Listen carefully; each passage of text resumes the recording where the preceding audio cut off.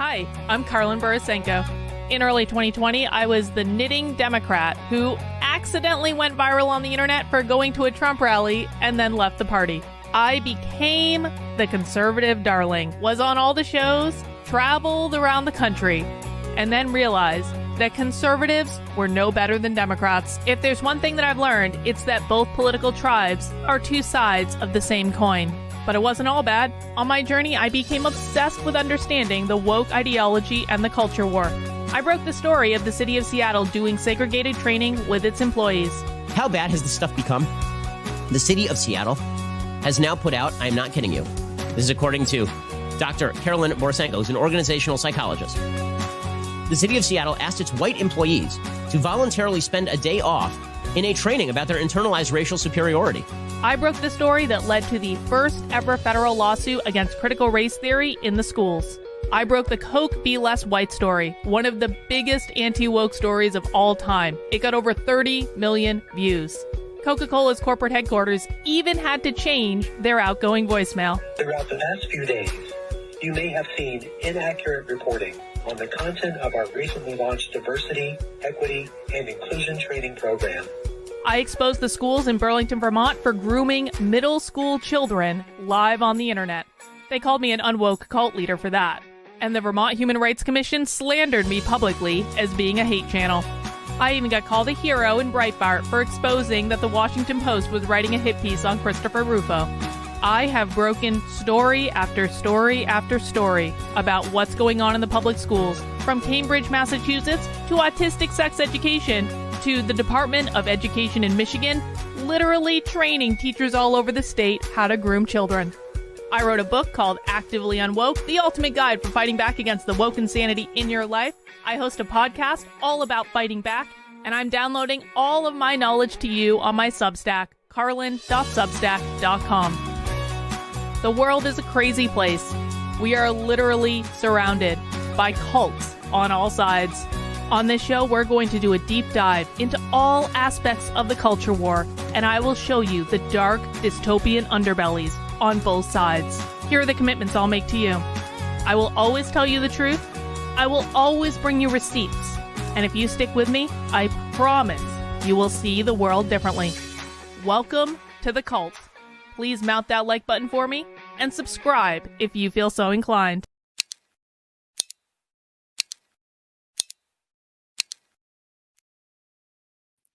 Well, hello everyone. Happy Wednesday. Welcome to The Cult. The Cult is a show that I stream on this here YouTube channel or on Rockfin, Rumble, Getter, Twitter, Facebook, though not Odyssey today because there's something going on with Odyssey. Anyway, I stream in all the places Monday through Friday at 5 p.m. Eastern Time. On Saturdays, we go live at 6 p.m. Eastern Time, 1 hour later for Socialism Saturday. And on The Cult, what we do is we talk about all aspects of the culture war. We dig into the far left, we dig into the far right. We talk about all of the insanity that is going on in the world today from what I think is pretty much the most detached perspective on the internet. Because I think everyone's crazy. I think the right is crazy. I think the left is crazy. I think they're two sides of the same coin. And so I'm just here to watch the clown show evolve.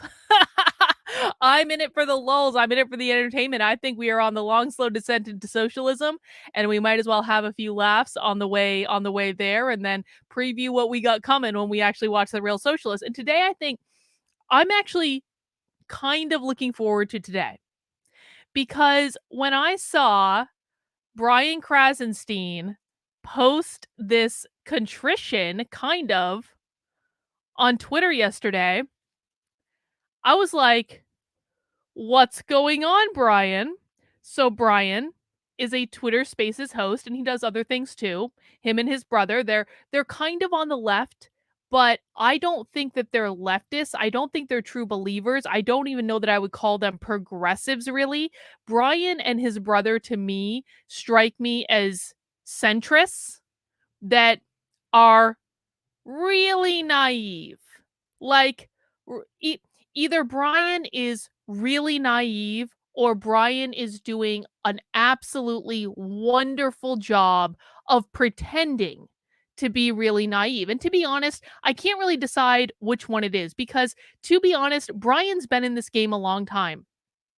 Now, I missed, I guess, the original Krassenstein era before they got banned on Twitter. So I don't know what Brian was like pre-Twitter ban. I wasn't around back then. But since Brian and his brother have come back onto Twitter, they don't seem like bad guys. I've been in a bunch of their Twitter spaces. I've spoken in their Twitter spaces. Like, they seem like Brian has never been anything but cordial to me. I think Brian actually has some pretty fair criticism of the right, although I certainly do not agree with everything he says. And I absolutely think he's coming from a biased perspective. But I do think that some of his criticisms are fair. And I think that he, if nothing else, he at least tries to be cordial. And I don't know if it's real, I don't know if it's fake, but I do try to give people the benefit of the doubt until they give me a reason not to. Anyway, yesterday, Brian posted this big contrition, and we're going to read it, basically saying that he was pulled into a Twitter space because someone called him racist. And so then he went in and defended himself in the Twitter space, which is like a normal human reaction, but was not what Brian actually should have done. And then he posted this big long thing basically saying, I don't know why they were calling me a racist. Like, I'm Jewish, and I don't think that actually helped Brian's cause with the people who called him a racist. But what we're going to do is we are all going to take advantage of the fact that Brian Krassenstein was in a public struggle session yesterday. And we're going to talk about his response to the public struggle session. And then we are actually going to listen to the public struggle session, because this is the Twitter space where it all went down. And I didn't hear this yesterday, so I want to hear it. I want to hear what actually happened. Now, our protagonist is someone called Sir Major. And Sir Major is like, he's an albino African American, and he has BLM in his profile, but he also has America First in his profile. And so I feel like I've been in Twitter spaces with Sir Major before, but I don't remember that much about him, to be honest. But Yasmin, shout out to Yasmin in the chat, because Yasmin, listen, if you want some gossip about what is going on Twitter, particularly in Twitter spaces, Yasmin is your girl.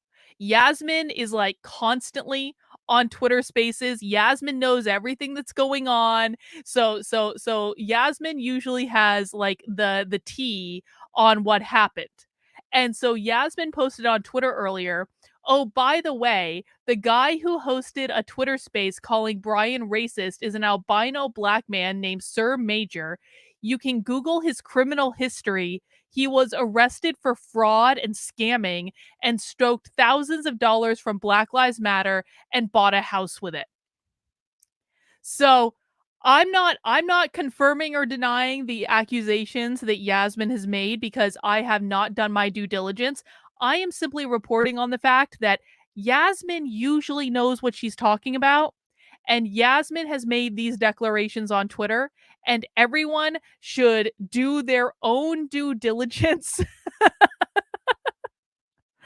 to research exactly who this person is, because I truly have no idea. I really don't. But we're going to listen to the public struggle session anyway, and we're going to find out what happened. Because, listen, here's the thing, guys. I really think that there is a lot that we can learn from public struggle sessions. I think that these can be educational opportunities for us.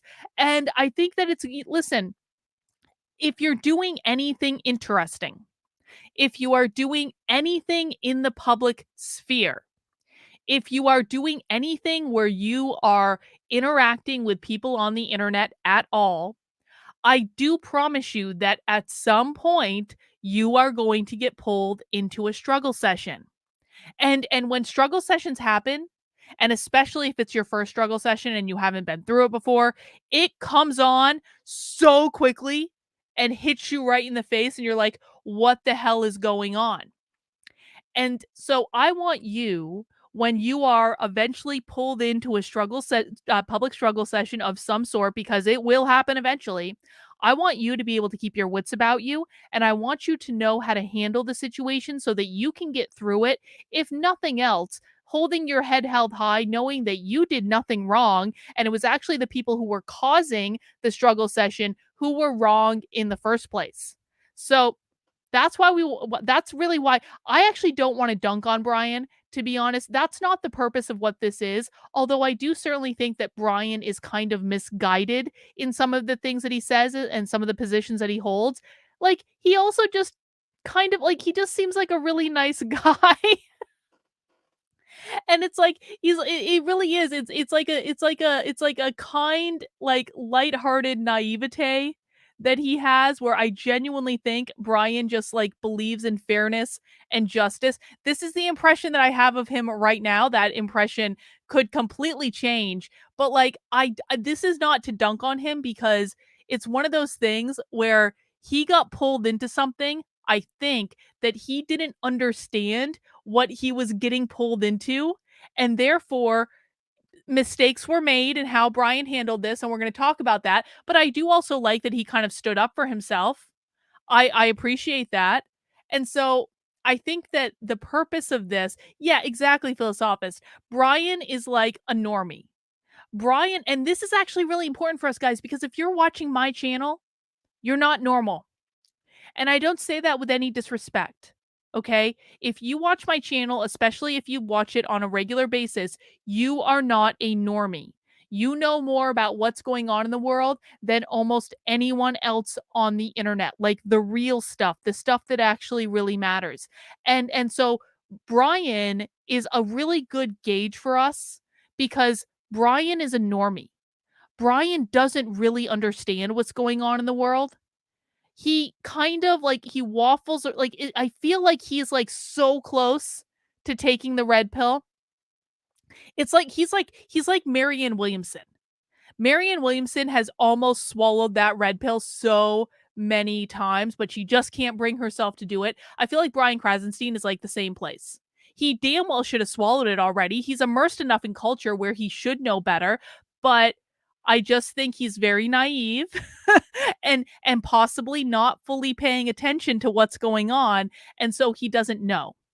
So, what I want to do is to learn from this experience so we can all get better at what we might do if we found ourselves in this situation. So, that's what we're going to do today, guys. This might conceivably be a long stream. I, in fact, have a whole little cooler full of beer down here, beer and cider, because we're going to be listening to some stuff today. And I truly have no idea what we're walking into. I just know this was a struggle session.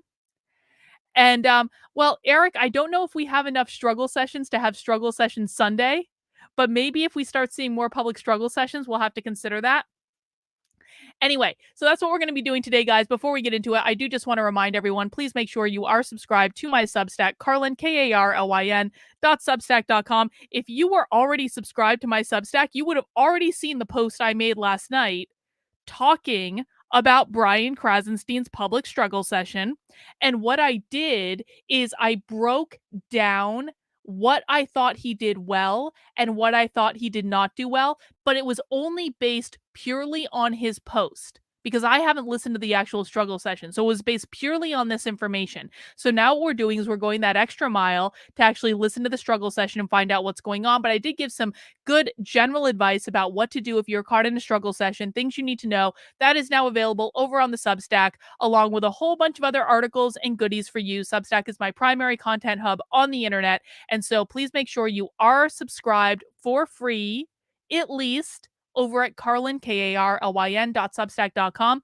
And if you do want to support the work I'm doing and get access to a variety of perks, to include 2 private unrecorded Zoom calls with me and my supporter community every single week, to include access to my supporter Discord, where we have a movie night on Sunday. We will be watching some sort of back to school movie this week. There's a vote going on right now in my locals community. It's either going to be The Breakfast Club, 16 Candles, or Better Off Dead. I don't know which is winning right now, but it will be one of those 3 movies that we're watching on Sunday at 8 p.m. in the supporter Discord. Of course, on Thursdays, we also have writers group in the supporter Discord. If you're a writer or a creative, this is going to be a creative community for you to do exercises and get inspiration, stuff like that. People have actually published books from participating in the writers group in my supporter Discord. So this is not just theoretical. People are creating real world works out of it, which I think is actually really cool. Those are just some of the perks that you're going to get when you become a paying supporter on my Substack for $8 a month or $80 a year.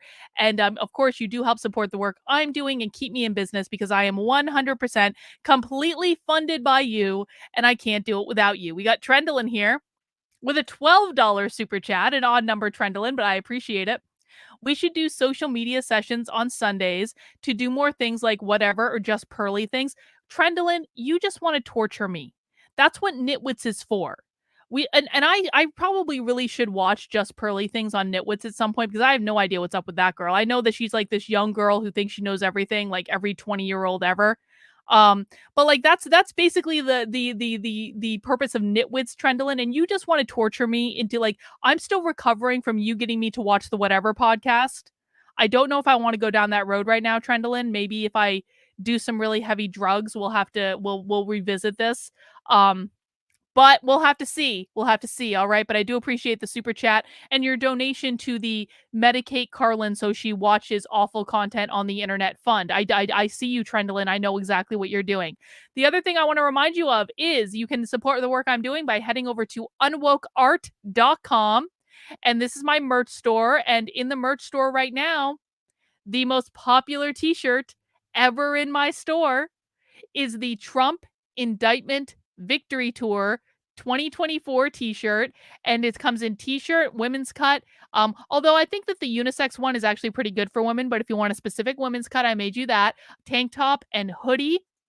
Let's go in right here. And basically, this is a limited edition t-shirt that you can only get in my store. Don't pay attention to any of those Chinese knockoffs because the Chinese are knocking off this t-shirt. But I have the version that you literally cannot get anywhere else because although the Chinese have knocked off the front design of the shirt, the amazing thing about this shirt is that it's based on concert t-shirts that you would get when like band is like going on tour. And you know when you went to a concert, like you got a cool t-shirt with a cool design on the front and the tour dates printed on the back.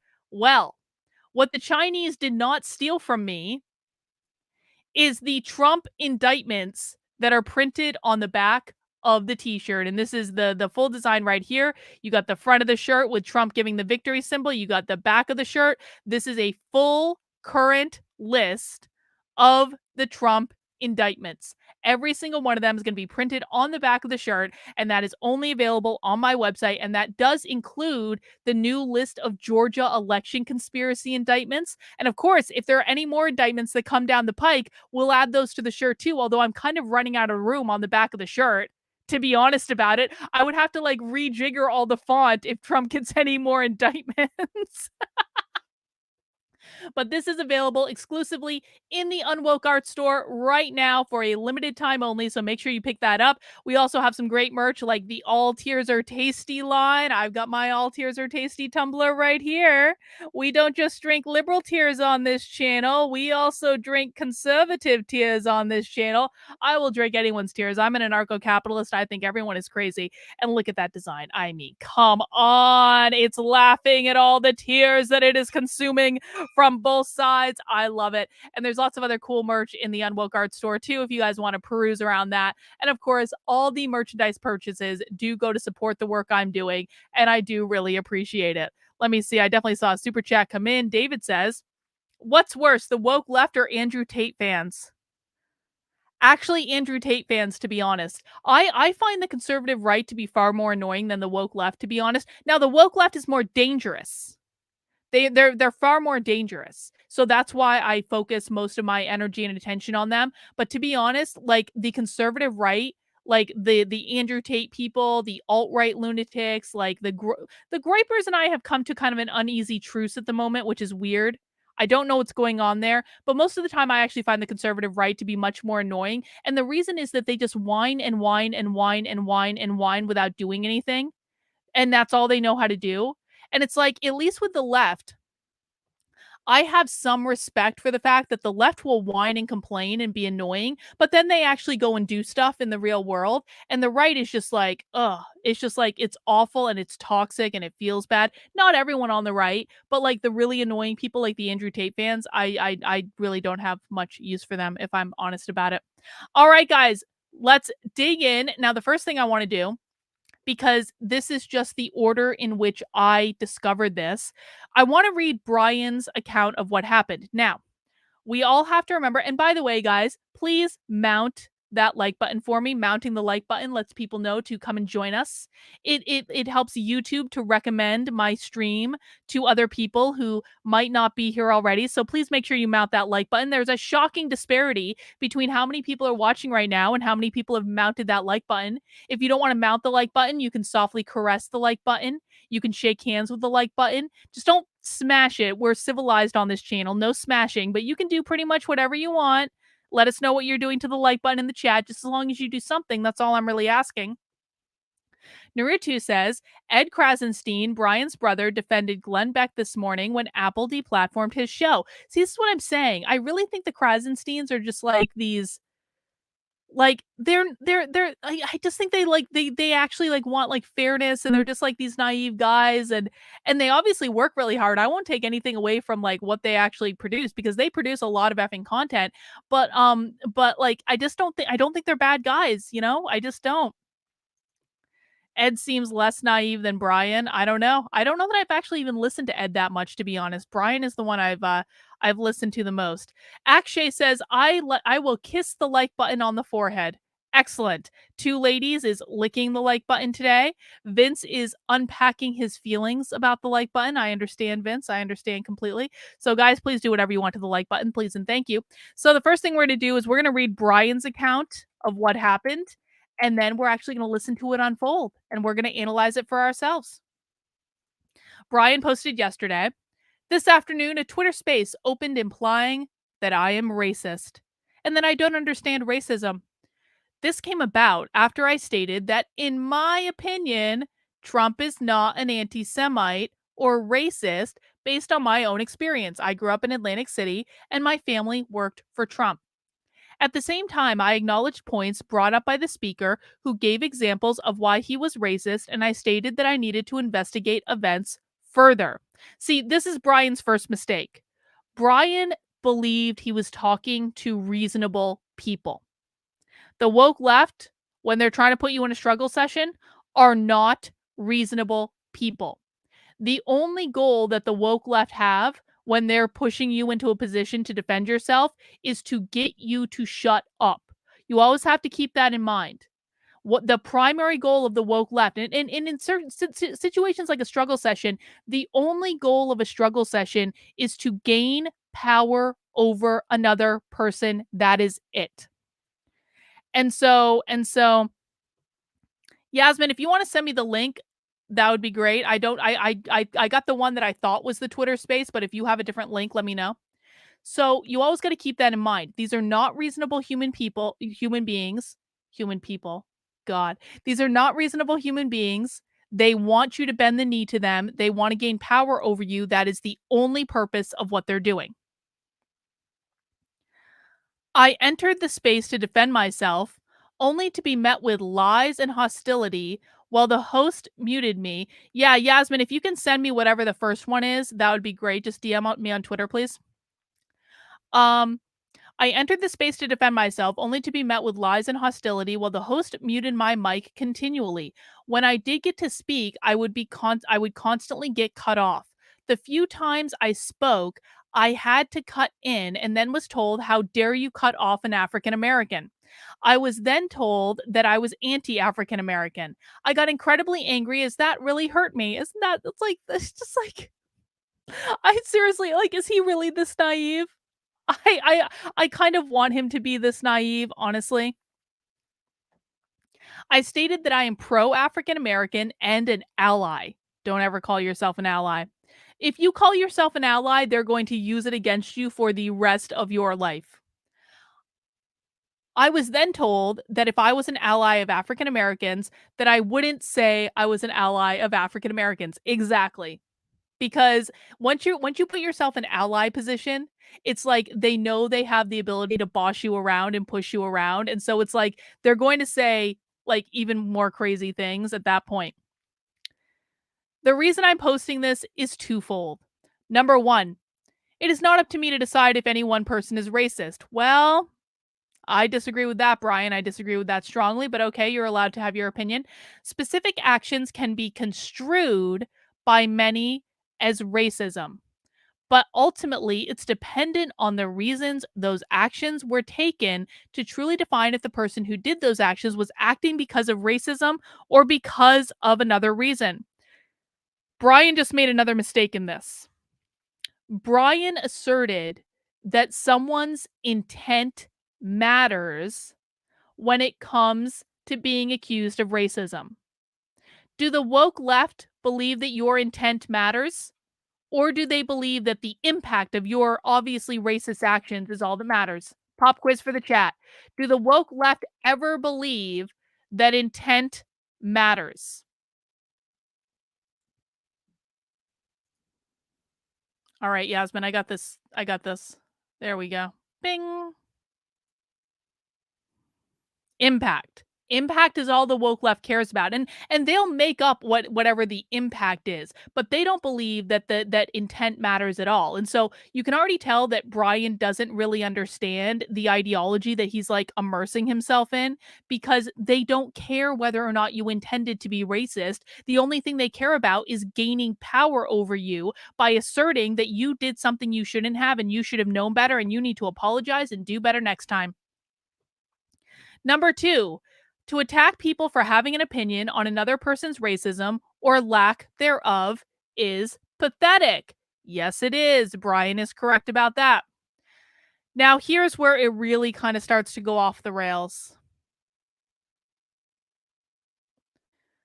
I sincerely apologize if my words offended you, or that if my personal opinions offend you. With that said, systemic racism is very real in America, but when you imply that people who are not at all racist are racist, then you are watering down the battle for equality. So much to unpack here. Number 1, never, ever, ever, ever, ever apologize. You do not apologize to a cancel mob. Not even if you did something that you shouldn't have done. Because you have to understand that a cancel mob is not coming for you because of whatever action they're saying they're coming at you for. The cancel mob is only coming at you to gain power over you. That is it. The minute that you apologize is the minute that you give the cancel mob exactly what they want. Again, guys, a cancel mob is not reasonable. You can't treat them as though they are reasonable human beings. Their goal is to gain power. You might be a reasonable human being, and I feel like Brian was actually being a very reasonable human being here. But if you are a reasonable human being in a discussion where someone is trying to gain power over you, they are going to win and you are going to lose, and that's going to be what it is. You have to stand strong no matter what you said, no matter what you did. You do not apologize ever. And that's just got to be the way it is. All right.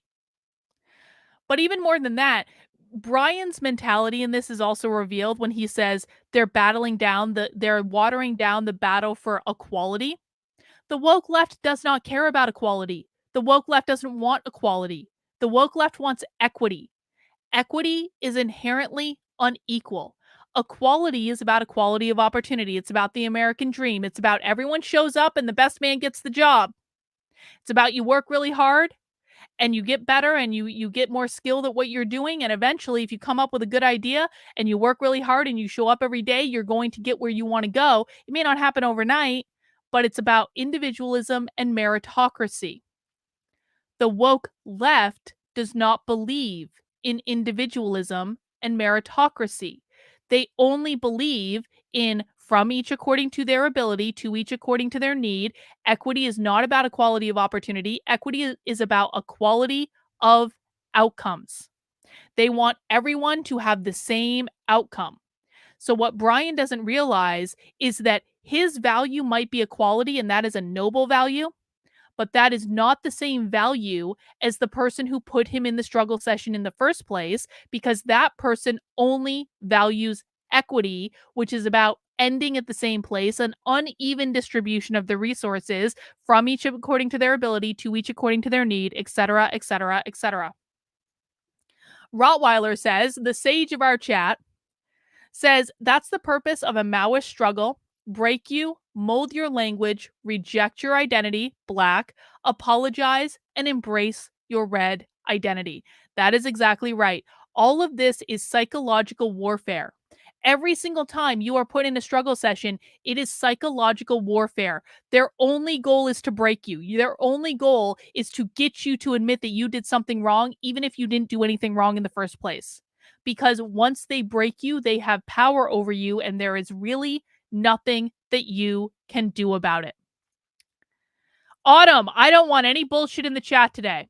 You really pissed a lot of people off yesterday. You're one step away from getting blocked. I don't want any bullshit in the chat today.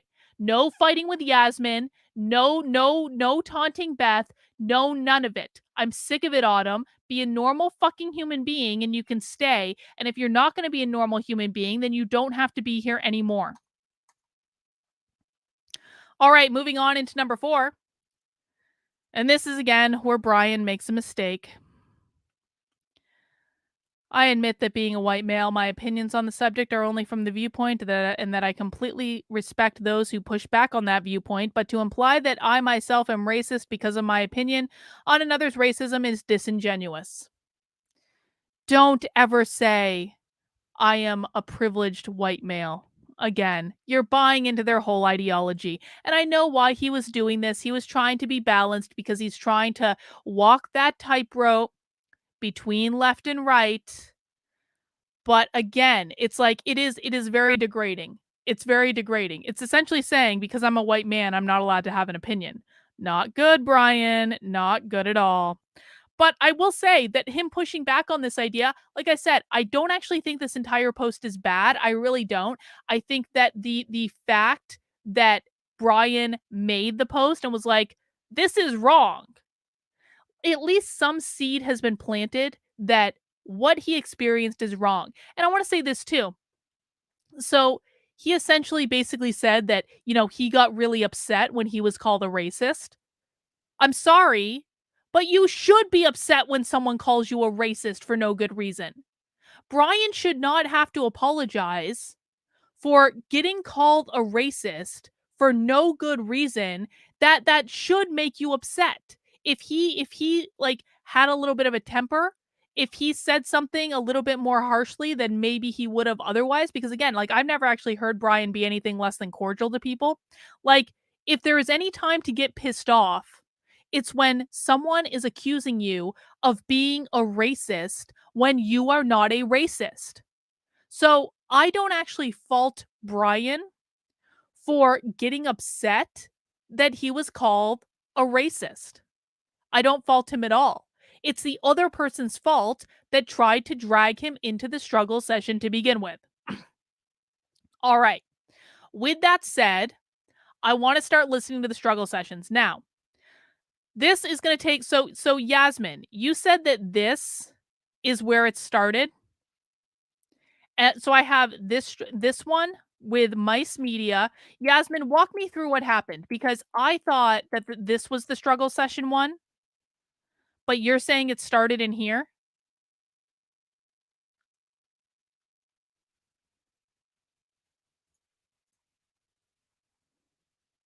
Hang on, just waiting for Yasmin. So, because these are all really long, and so I want to make sure we're listening to the right one. Okay, so it started in here, and then it went into here, and then there was also another follow-up one.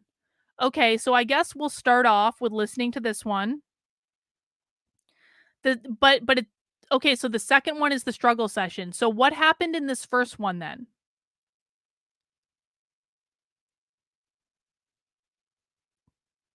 They got mad because of what happened here. But what specifically happened in this one is what I'm trying to figure out. Because Brian's post seems to be responding to the second one, which is why I'm asking. I just want to make sure we know what we're listening to before we actually do it.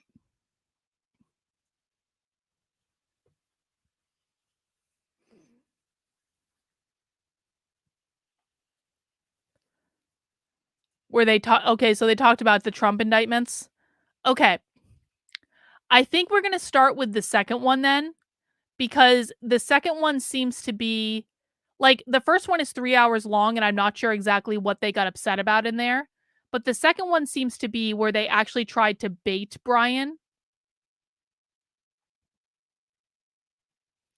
Oh, so Brian said he didn't think Trump was racist or anti-Semitic in the other one. Do you happen to remember about what time that happened? I guess I can go in and look at when Brian's speaking.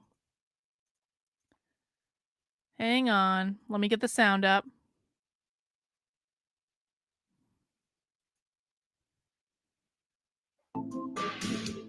I don't really even care necessarily. I'm much more time I see it. I think it's Or one when of Brian. YouTube, Oh, and there's it's a Ed. parody account. Show this to, There's show Brian. Strong, very nice. work both sides. Well, There's probably affect. Appreciate you. Love your. To be honest, I'm actually not upset about this. I would kind of like to hear their opinions on the indictments anyway. So we'll listen to this one for a little bit. We can already see Sir Major is speaking. Brian, I think, is about to be brought up to speak in this.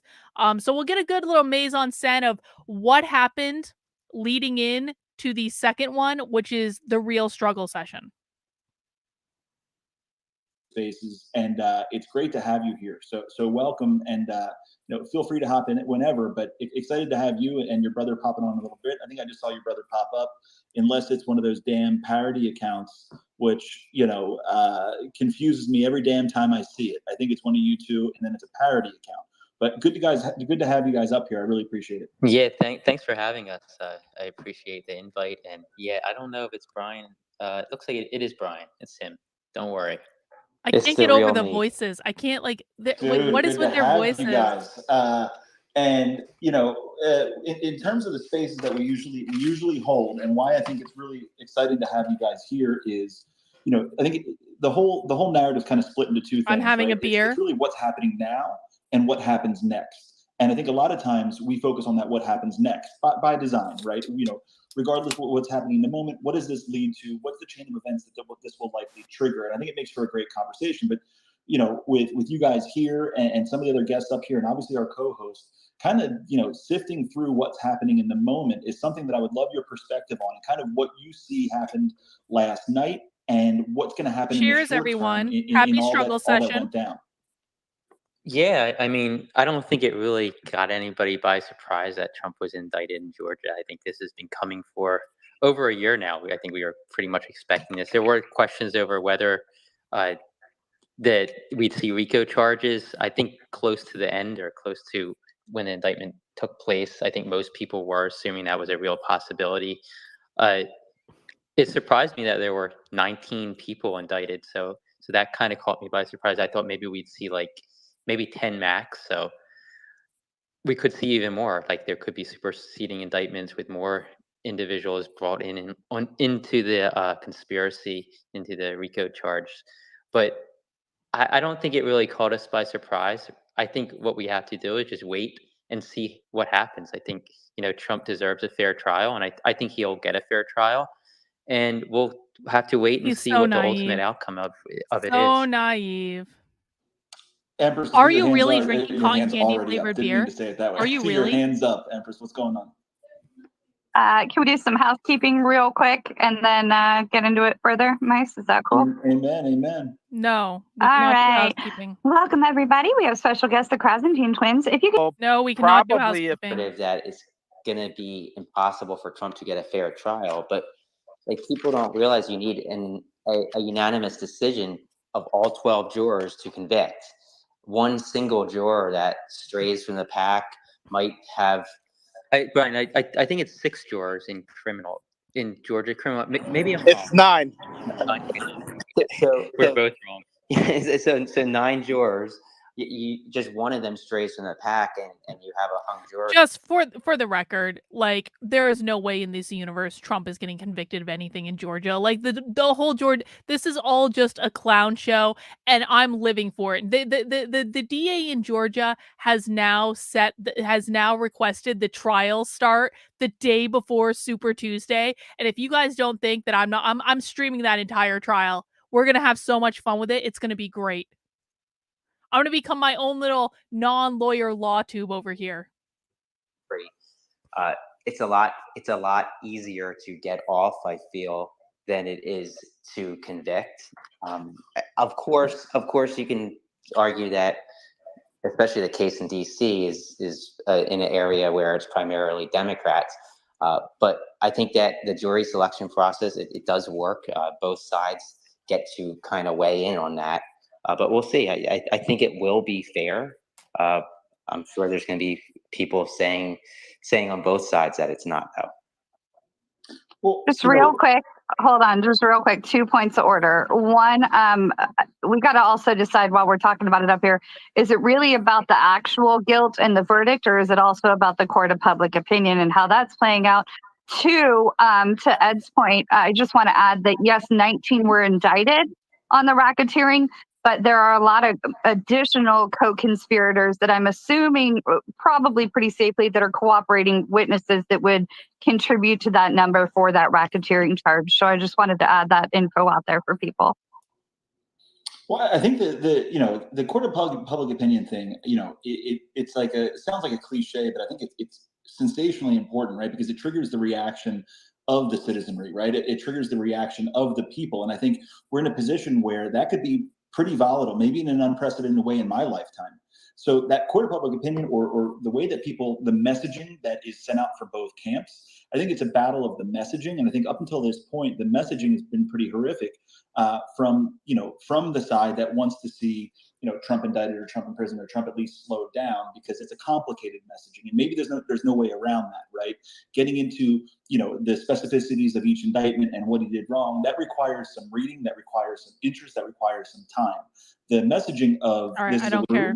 more, I think the court of appeal has the absolute. Don't care. I want to get to the struggle session. Win the election if there's a trial before the election. Oh, my guess thank is that you. we'll 2 probably see hours, one of 10 these minutes. trials. Thank Probably you. the That's what I was DC looking case for. before See, this it is so I much think easier. these guys have much more likely chance of getting out of it. No problem. So I would still disagree that they're extremely similar, just being that you see. Look at that, guys. We just saved like 2 hours of time by getting a timestamp. Thank you guys for that who sussed that out. You've seen attacks already from Antifa, from a protest of Trump, but to say that MAGA people are saying that they're gonna start a civil war, and I'm sure it's a very fringe group of people who are pointing that out. I would not say it's the same, especially because they're not getting massive donations or funding from any particular organization, and they're also not getting bailed out of jail by executives like Kamala Harris. So there's party versus the American people is what MAGA really sees themselves as. And I mean, I voted for Trump both times. I thought, he did a very good job throughout based on the economy. But the thing is, when you're trying to compare these two, you're comparing them based off of what they said and versus what Antifa did. So, I mean, what are the odds that they start a civil war, that if Trump isn't elected? I'm not going to say it's too high. I would say the more likely scenario is that you start seeing states like what they're doing in Oregon, where they just cut half and give it to a red state because one half doesn't agree with the other. I think you're going to start seeing a lot of remapping. And if that doesn't work, you could see things like civil divorce. Because, being in the oil and gas industry, I've watched the state of Utah get regulated by the EPA that is run by someone who graduated from UC Berkeley and has no idea about oil and gas, has probably never seen a derrick before. And that's something that scares people, like in Texas, where they're starting to regulate themselves to where they don't have the federal government coming in. And once this separation and states start understanding that states' powers are a real thing and they're very effective, I think you'll start seeing other states start receding from the federal government if there are things like Joe Biden coming in and trying to wreck the oil and gas industry again. It's just about, if you mess with people's money, that they're going to leave. And I think that's the thing that we should be worried about the most, is the civil divorce factor. And I mean, you have to understand, all these MAGA people feel like they're not represented in the government anymore, especially not on the federal level. So they are chanting for a civil divorce rather than a civil war. Now, civil divorce could grant the federal government to come in and try to stifle the civil divorce, which would lead to a civil war. So, I mean, those are things that you have to consider. It's two factors that are going against each other, and it's just American people versus federal government control, and that's how they see it. And that's how a lot of people see it, including myself. I see the federal government coming in. I need you to land that plane, Beignet. We're gonna go to Josh. I just want to add this, which isn't a secret to most, but not a lot of people have been here a lot. As somebody who formerly dressed up in black bloc in Portland, Oregon, I would say that you don't necessarily know all that you're talking about, but I understand the take. Go ahead, Josh. Yeah, I like some of Benya's points there. Thanks for coming up. I haven't heard you before. A couple questions for our guests, Ed and Brian. Fellow twin. I'm a twin. Ed and Brian are twins. We love twins. So I guess you guys don't have to answer this question, but I'm curious who you guys are going to vote for in the Democratic primary between Biden, Kennedy, and Williamson. And then do you guys think Newsom is going to run? So for me personally, I'm going to likely vote for Biden. If Newsom entered it, then I would reconsider. God, I Brian, think Marianne Williamson is a really good person. I actually interviewed her in 2018 or 2016, I guess. I don't know, whenever she ran last time.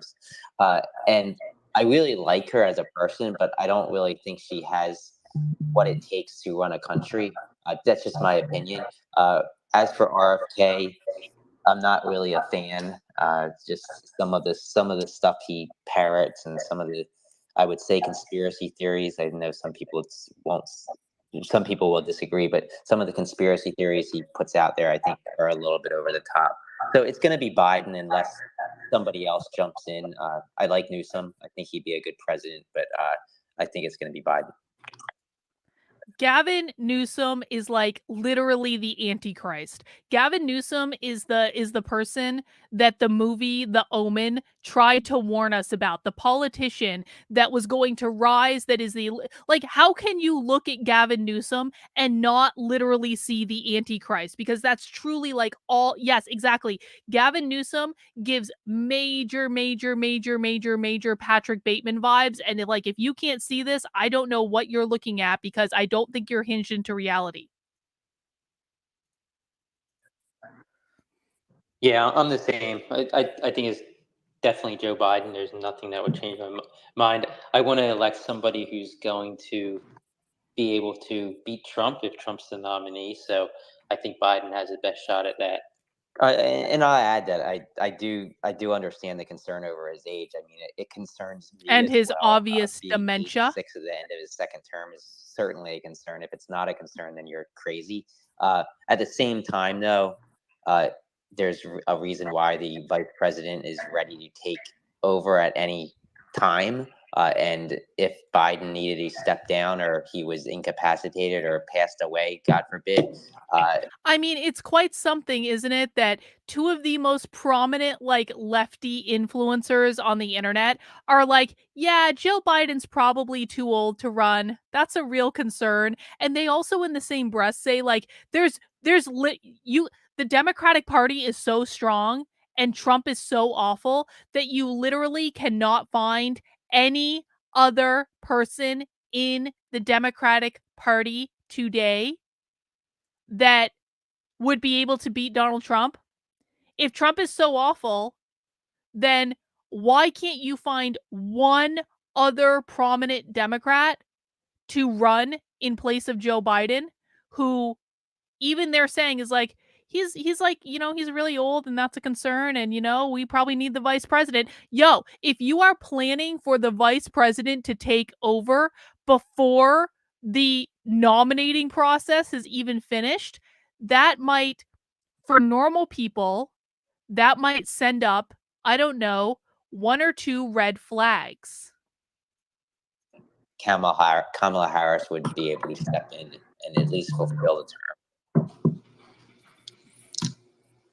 curious to think, what does that look like to you in terms of, because we kind of digressed into what's coming up next, is who do you think is running against who, and who do you think they're going to run with? Do you think it's going to be as simple as at the end of the day, to get through the primaries, as a Biden-Harris ticket versus a, let's say, Trump and whoever he picks, and who do you see that being realistically? So if you asked me like 6 months ago if I thought Biden was going to run, I would have said no. I'm actually surprised he is running for a second term, but I also understand it. The incumbent has a huge advantage, and they want to take advantage of that advantage.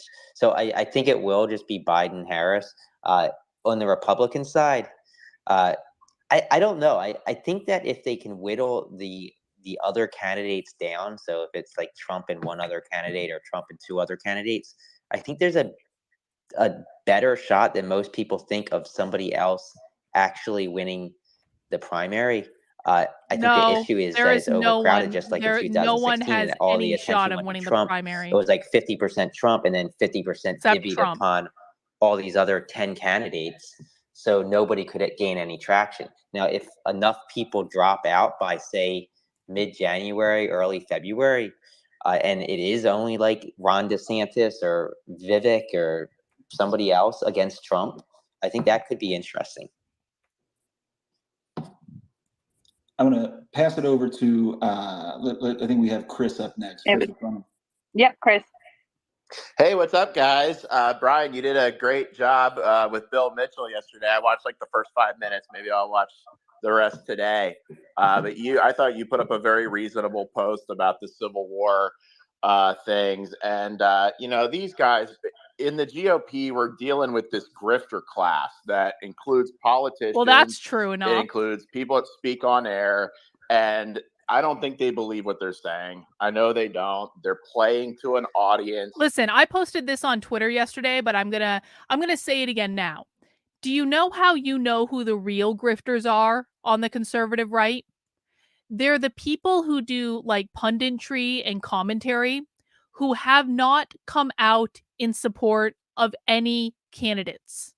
The people who are just like, they're waiting to see what happens. Listen, I take issue with some of the people who support Ron DeSantis. I think Chris Rufo is out of his ever-loving mind. Now, I think Chris Rufo is great and he does really good work and what he's doing is important. And I understand that he's working with Ron DeSantis on this whole new College of Florida thing. And I do actually think that that's important and that's good. But insofar as like endorsing Ron DeSantis, bro, come on. I think that Dave Rubin is out of his mind to tie himself to Ron DeSantis. However, I think any influencer, honestly, that's tying themselves to Ron, Jenna Ellis basically got boned on her legal expenses because she tied herself to Ron DeSantis. But the thing of it is even though I disagree with every single influencer who has tied themselves to Ron DeSantis, at least they've put a stake in the ground. At least they've made a choice. At least they say, this is who I like and this is who I stand for. And you know what? Like, I respect people who make choices way more than I respect people who refuse to make any choice at all.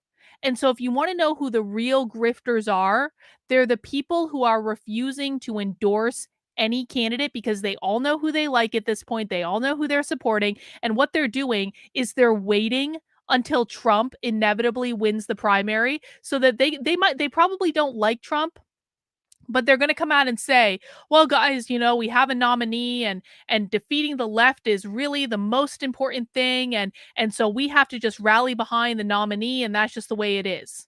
So that's what they're waiting for. So if you want to know, and basically they're waiting to be able to not lose like money and supporters by endorsing someone early that inevitably comes to lose. And so like, ultimately, if someone is not making a choice and they're like a commentator or a pundit or whatever, that's a grifter right there. That is someone who is waiting to tell you what you want to hear so they can maintain their status and make their money. I'm only supporting Vivek. Like, that's it. Vivek is the only person who would get my support. I know that, and I can say that clearly. Why can't they? Well, you can change your mind. You can change your mind, but I promise you, every single one of these people have a candidate that they like right now. And if they aren't saying that name out loud because they're waiting for the dust to clear and all this stuff, then they are a grifter. If they are saying the name and then they change their mind later, that is a different thing. That's like if someone endorses Ron DeSantis now and then changes their mind later, say, you know what, I liked DeSantis, but Trump is the nominee, whatever, we got to rally behind them. At least they did something.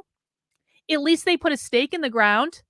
They made some sort of declaration. It's the people who are making no declaration at all until there's already an official nominee that I have an issue with. And if you remember, I mean, if you're going to fight a civil war, you've got to be organized. You've got to have you got to have more than just putting out a tweet. Oh, we're going to fight a civil war. And I mean, look what happened with January 6th. What a disaster that was. And that was, for the most part, I know some might disagree with me, for the most part, just a peaceful protest that turned into a riot, unfortunately. January 6th was a mostly peaceful protest, yes. These guys that are doing this, they're playing to an audience, and it's really just screwing things up with our party. And if you notice, the same people that are talking about civil war and blah, blah, blah, and all this other stuff, their main target is they're not talking about how much they hate the Justice Department or whoever's going after Trump at this time. They're focused on Ron DeSantis. Like, he is their enemy number one above all. And you got to ask yourself why, because here's a guy who because Ron DeSantis is an establishment shill. Return to normalcy, and has led the GOP to incredible victories in Florida. He has just been one victory after another, but they just want to put all those aside and just attack him like crazy. And I'm telling you, if we don't deal with this grifter class, this Tim Pools and the Marjorie Taylor Greens and the and her big fur coat, running around on the House floor and all, because there's a lot of money involved in this too, then it's going to be very dark. I'm going to be honest. I love Marjorie. I don't like Marjorie from a personal perspective, and I think Marjorie's crazy. I like Marjorie in the same way that I like Laura Loomer, is that Marjorie brings the crazy, and there's always going to be something interesting going on. But I just think we can't get rid of Marjorie. She brings all the spice. Dark days for our party, because during the Trump presidency, they were really allowed to take over. And then you've got the pundits and people that are scared to death to speak anything in favor of Ron DeSantis, because he's just been smeared so much. They've just attacked him, and he's deep state. He's practically persecuting Trump himself. But you have a lot of people, and I'd like to see some more of these guys, these pundits, these people speak up and speak up for a return to sanity. And at least give Ron DeSantis the time of day. No. But they're afraid of losing their audiences. So I'm sure the Democrats are watching all this go on in the Republican Party and probably just loving every minute of it. But yeah, we really desperately need a return to normalcy. And if Donald Trump gave a crap about this country, he would drop out of the race and back the guy who can actually win. But he won't do that, because he's got to play to his audience. By the way, Brian Kemp did a very brave thing with what he said. It's true. And remember, Donald Trump chastised him when he reopened his state and was allowing hair salons and tattoo parlors to be open. But Trump, under Fauci's orders, came out behind the podium and told him he was doing a very bad thing by allowing those people to earn a living. So anyway, thanks for letting me speak. Great space, guys. Appreciate you, Chris. Over to news for friends. Hi there. Thank you for letting me speak. It's been an interesting space. The problem is I don't even know where to start. I'm a lifelong Democrat. I'm 71 years old, so I'm not a spring chicken, but I've seen a lot politically. My first vote was at age 18 for the Democrat Party. I was so proud of them at that point. They were so fully on board for free speech. It's changed. Anyway, in 2007, when I shook Obama's hand, I felt evil and I left the party at that point. I wasn't prepared to go GOP, so I went to a third party. And after watching the recent year's fiasco with the last elections, and anyway, 3 months or so ago, I left the Independent Party and registered Republican, not because I like the Republican Party. The Republican Party leadership I can't stand. But the Democrat Party, I came to the conclusion a long time ago, it's impossible to affect any real change there. At least my voice, if I go and talk to Oh, she's about to get a rude awakening in the Republican Party. I'll tell you what, if you think it's impossible to affect change in the Democrat Party, try affecting change in the Republican Party sometime, where the rule in the Republican Party in local politics is that everyone has to wait their turn. That's how it works. You have to wait your turn to be the nominee for something. You have to wait your turn behind all of the other people who have been showing up to these meetings forever to be able to get put in charge of something. You always have to wait it is not based on merit.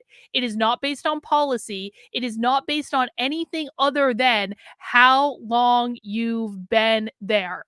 That's it.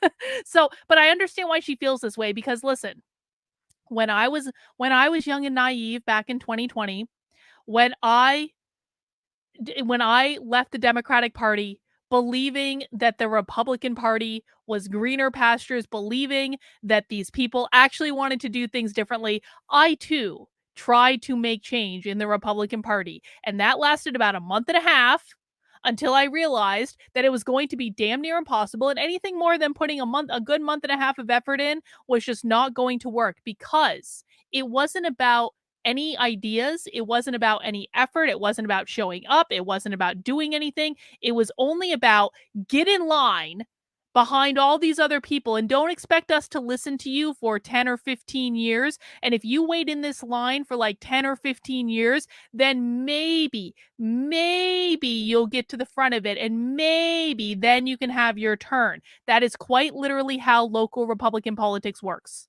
I don't feel like I'm exaggerating. So I wish this lady the very best of luck. I did once have that perception as well, but we'll see how that goes. Democrats at any meetings or anything, the minute I say something they don't agree with, I am verbally attacked viciously. Oh, just wait, with the honey. Republican Just Party, wait. when I go to their meetings and speak out on things that they don't like, they will sit and discuss it with me. I can have rational conversation with them. So that's That'll a big change. difference I notice on I the promise ground you. going to different meetings. The Democrats, I wasn't welcome as an independent. The Republicans didn't like the fact that I wasn't registered, but the only difference it really made for me is I couldn't vote on anything that they voted on because I wasn't registered. And that was the main reason I changed my my voting registration to Republican, because I believe that if the masses work on a ground level, and I've been telling all of my friends that have left the Democrat Party, work in the Republican Party, get rid of the MAGA, get rid of the rhinos. There's too many rhinos. But the rank and file are decent people, just like in the Democrat Party, the rank and file are decent people. What both parties are hurting on is leadership. Like, for example, one of the things I really dislike about Biden and why I would never consider voting for him is those amendments he submitted to WHO last year, which basically hands over our sovereign rights to the WHO when we get the next pandemic, whether it's climate related or virus related. He wants to turn everything, all control, over to WHO.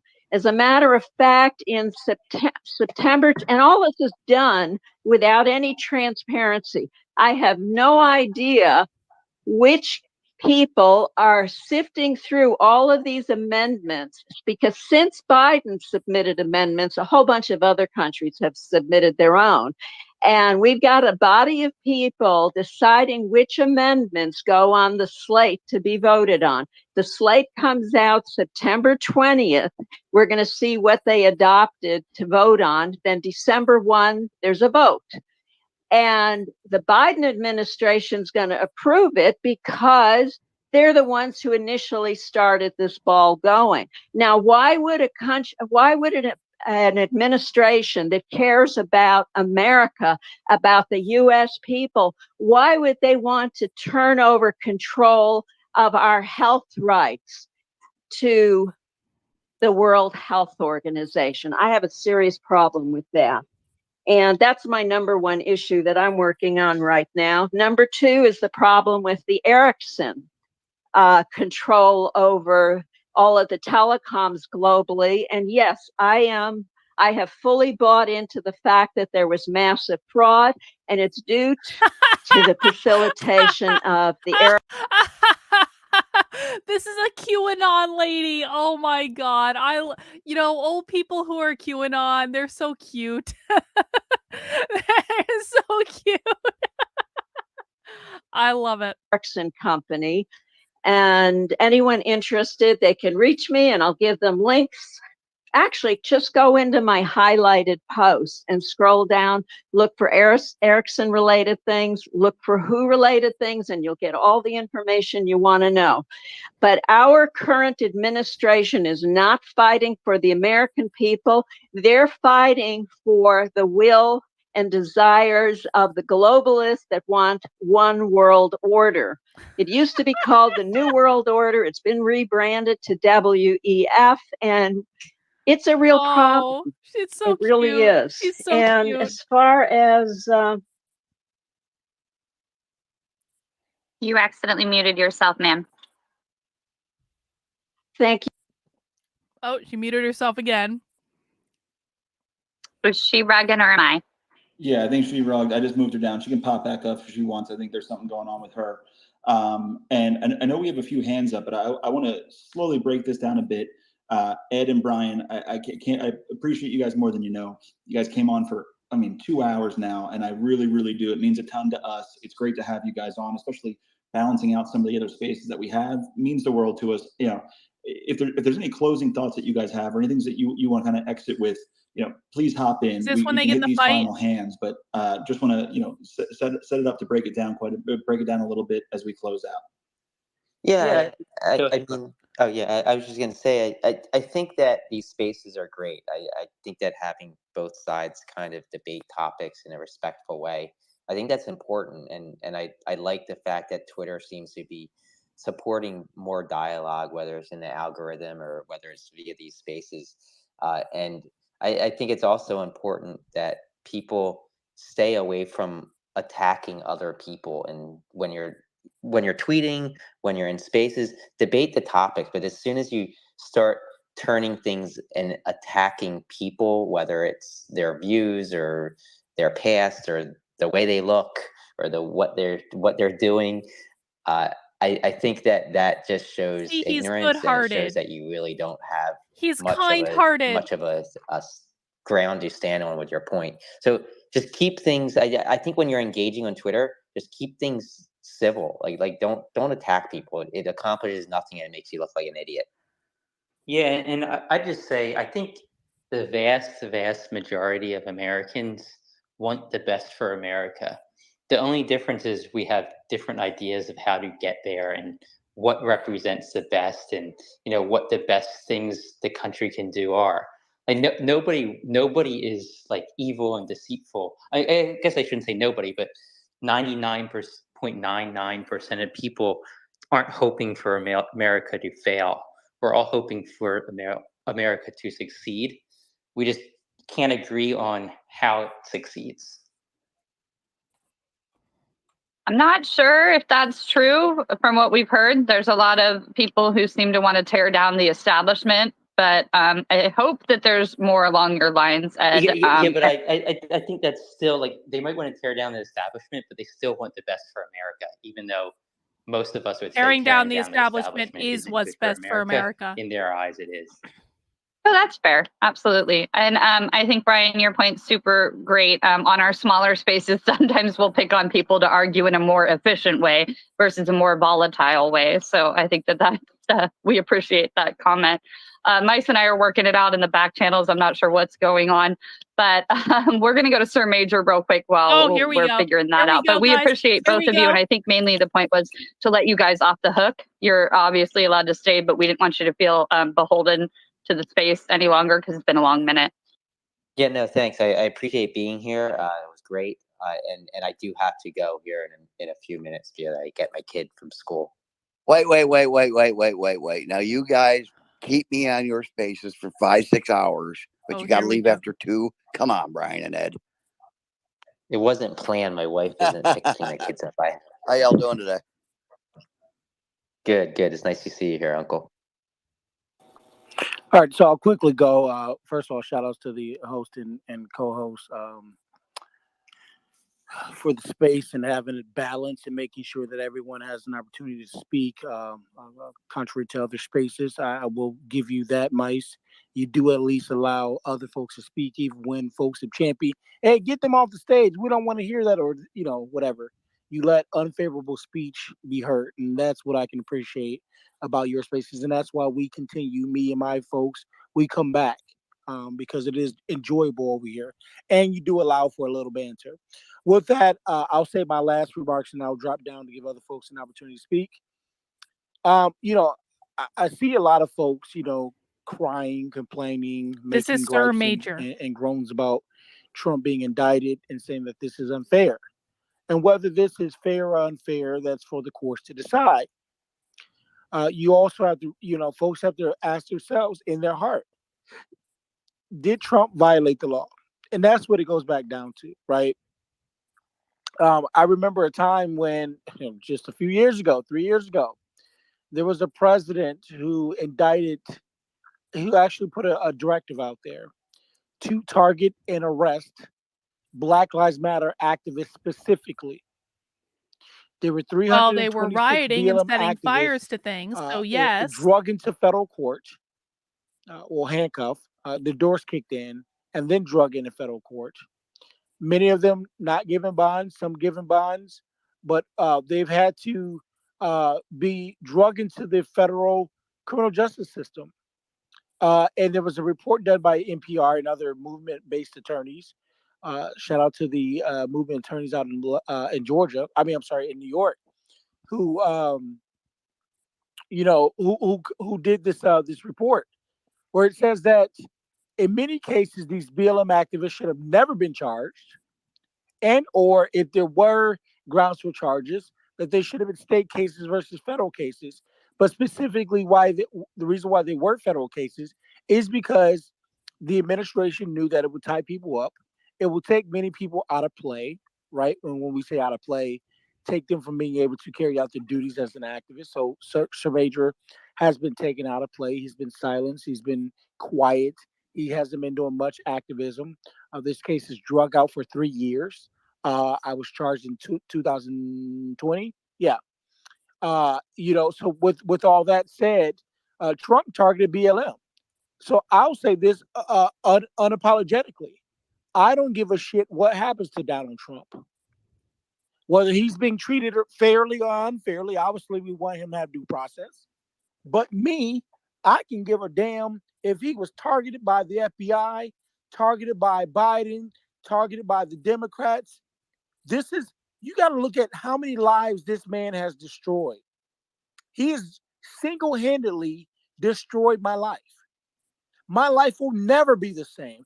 We're talking mental health. So you went out and participated in riots and set fires to things, and it's somehow Donald Trump's fault that your life got destroyed because your trial isn't coming as quickly as you wanted it to. Perhaps you shouldn't have participated in riots and set fires to things in the first place, bro. My mental health is not where it used to be. I've been severely scorned and damaged. Okay? And I'm telling you this as a Black man who's unapologetically Black and not afraid to say mentally I'm fucked up. So miss me with the BS about your feelings being hurt, that your guy has been targeted by the FBI. I'll land. Thank you. Hey, Mike, That's and it. I asked Brian go ahead, real Mike. quick because before Brian leaves, I really I don't agree with everything they say, but I respect them. The way they speak and how they speak and stuff. So I do have a question for them before he takes off about these DAs, and I don't have an opinion really expressed about it. I just was going to ask him about some things, but I just have to set Empress straight because sometimes you have to set Empress back a little bit as far as Antifa equals MAGA on both sides. I mean, you might be able to say Antifa equals Proud Boys. I mean, if you go back, Proud Boys was created to protect MAGA from Antifa. So, and let's just all recall the way That's not fair. Proud Boys predates MAGA. I'm just going to correct you there. Let's just look at the aerial footages of what they did to DC on Trump's inauguration. But let me just ask Brian a quick question. Elon Musk, he's put out tweets, in regards to Soros, and he's called Soros a lot of things. I mean, we don't need to rehash that.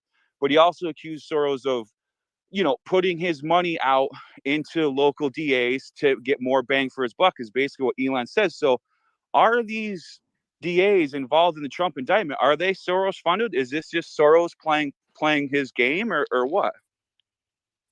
So Soros donates millions and millions of dollars to all sorts of causes, all sorts of elections, all sorts of PACs. So I know Alvin Bragg, he donated money to a super PAC, and some of that money the super PAC used to fund Alvin Bragg's election. So I mean, if you look at any billionaire who donates to super PACs, you could connect any billionaire to pretty much any politician in the same party as that super PAC actually goes for. So I get the argument, but it's really kind of connecting all sorts of dots. It's funny because I actually tried to set up a Twitter space with Elon Musk and Alex Soros, and I was actually DMing Elon about it, and I reached out because I had contacts with Alex's office because I've actually spoken to them in the past. I'm not paid by them like some people say, and I reached out to the office, 2 people I knew, and I told them that Elon's interested, and they both ignored me.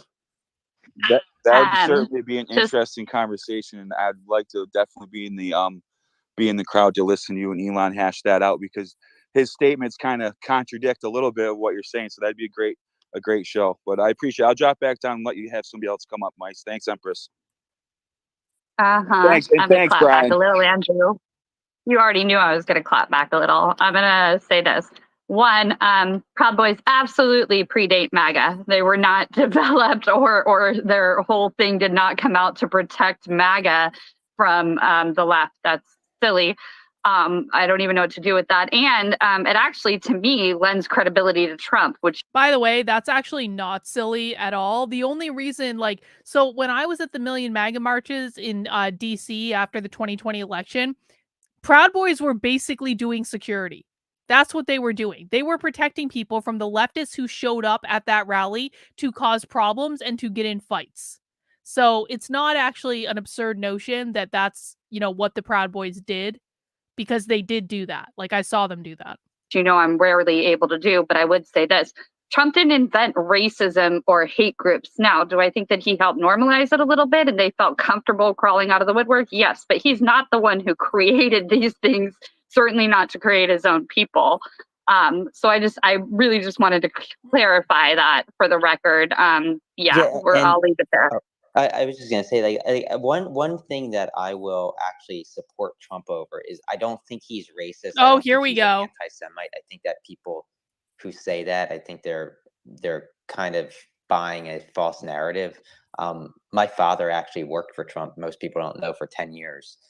And he was actually Jewish, and he basically ran all of the parties at the Taj Mahal, Jewish parties.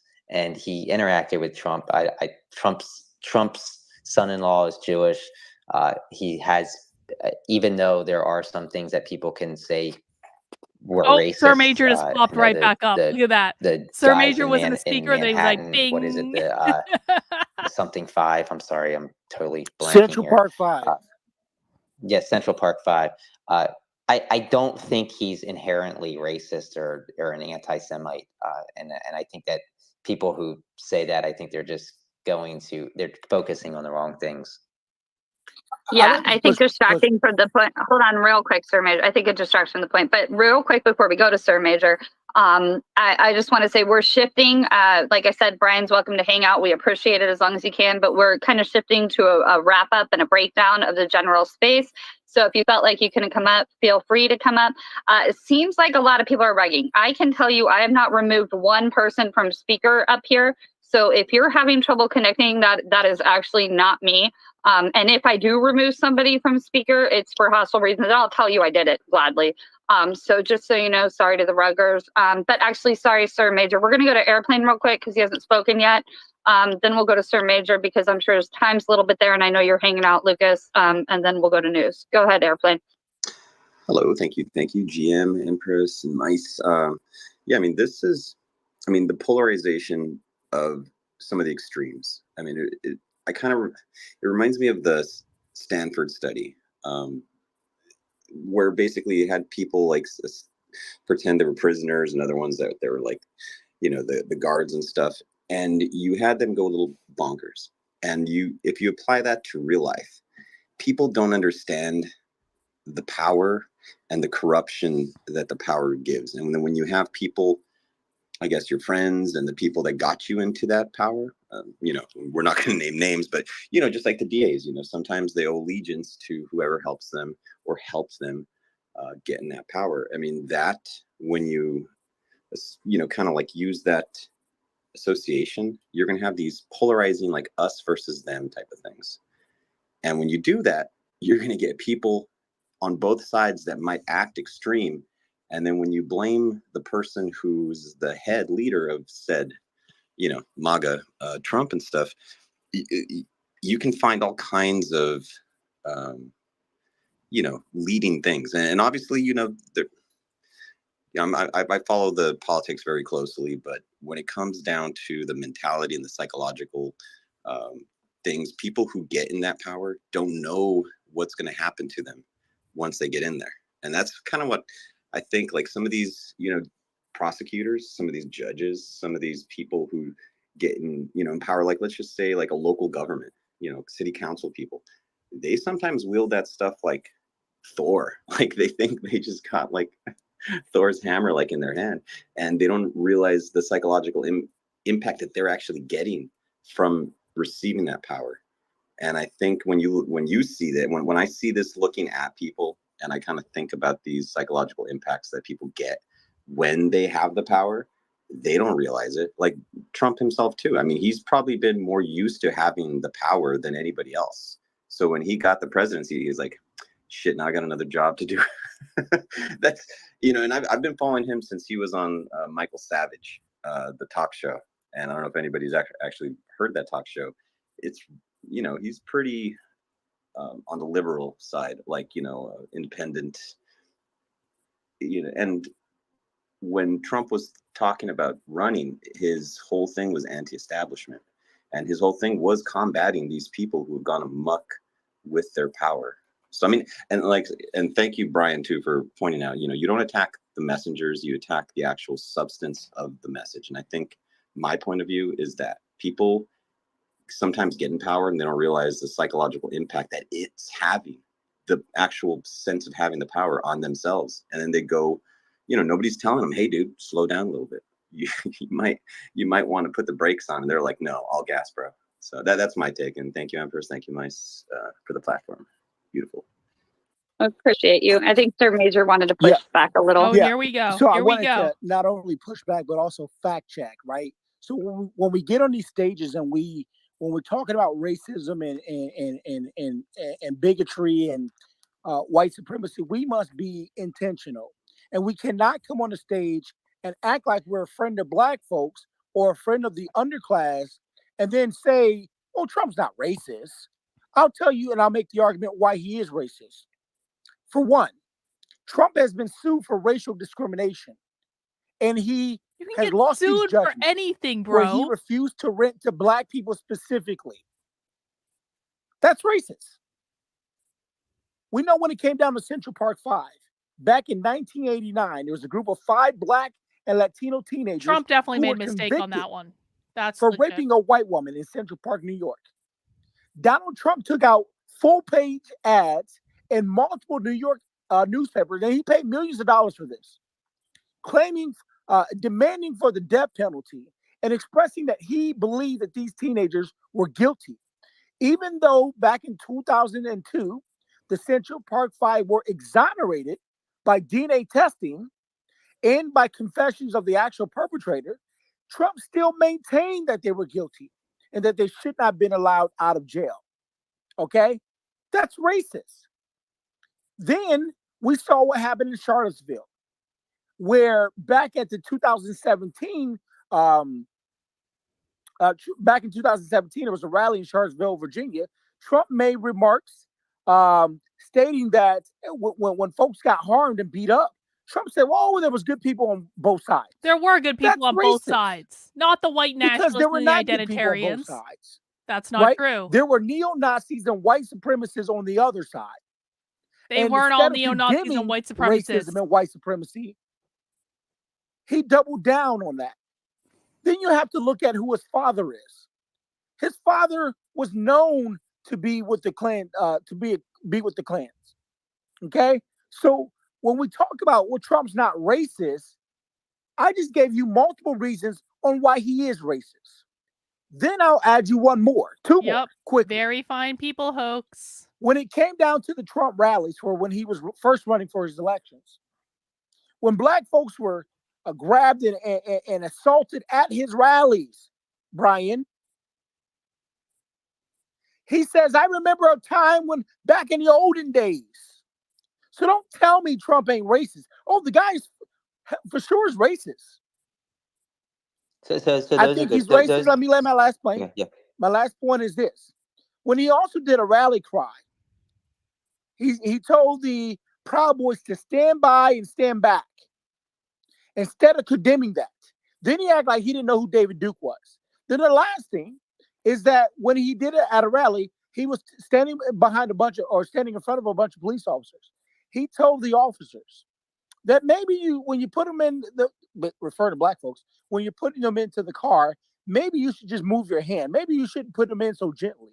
Give them, basically rough them up. So if that isn't racist, then I don't know. Maybe I should get out of politics. Maybe I should get out of fighting for justice. I'll land. No, I think you brought up good points, and maybe I specifically said in my opinion, I don't think he's an anti-Semite or racist. Now, of course, you don't know unless you actually know what's going on in his head while he's doing these actions or making these statements. Oh, no. But I think that's fair. I think it's fair what you said. I think that if you want to think he's racist, I'm not going to blame you for thinking that. So answer this question. What I listed are those acts of racism. I don't know exactly the full story behind everything. I mean, just because his father's racist doesn't mean that he's racist, right? Take his father out of play. Based on all the 6 or 7 things I just listed, are those acts of racism? I would have to go back and read exactly what happened. I think that some of his statements can definitely be construed as racism. Okay. I mean, liability is a factor here. We all have to be careful what we say, especially in a large platform with large numbers. I myself would stipulate that those comments were absolutely racist. The question I think a lot of people have is whether he believes those comments or if it's a publicity stunt. Mine is not to question why. Mine is just like, you are what you do, your words and your actions. So that's just my take on it. I'm going to go to Lucas.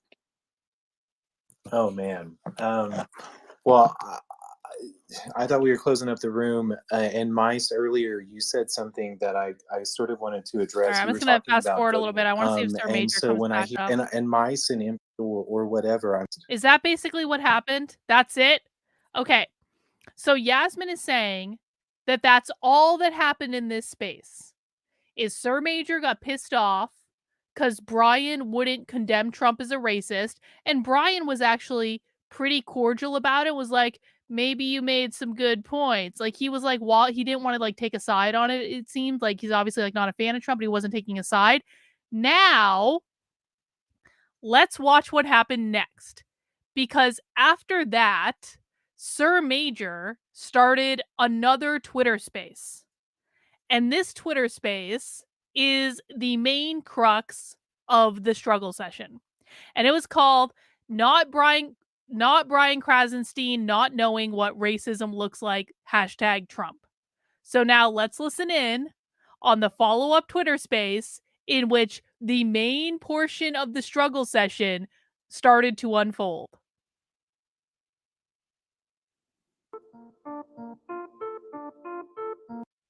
Especially, right?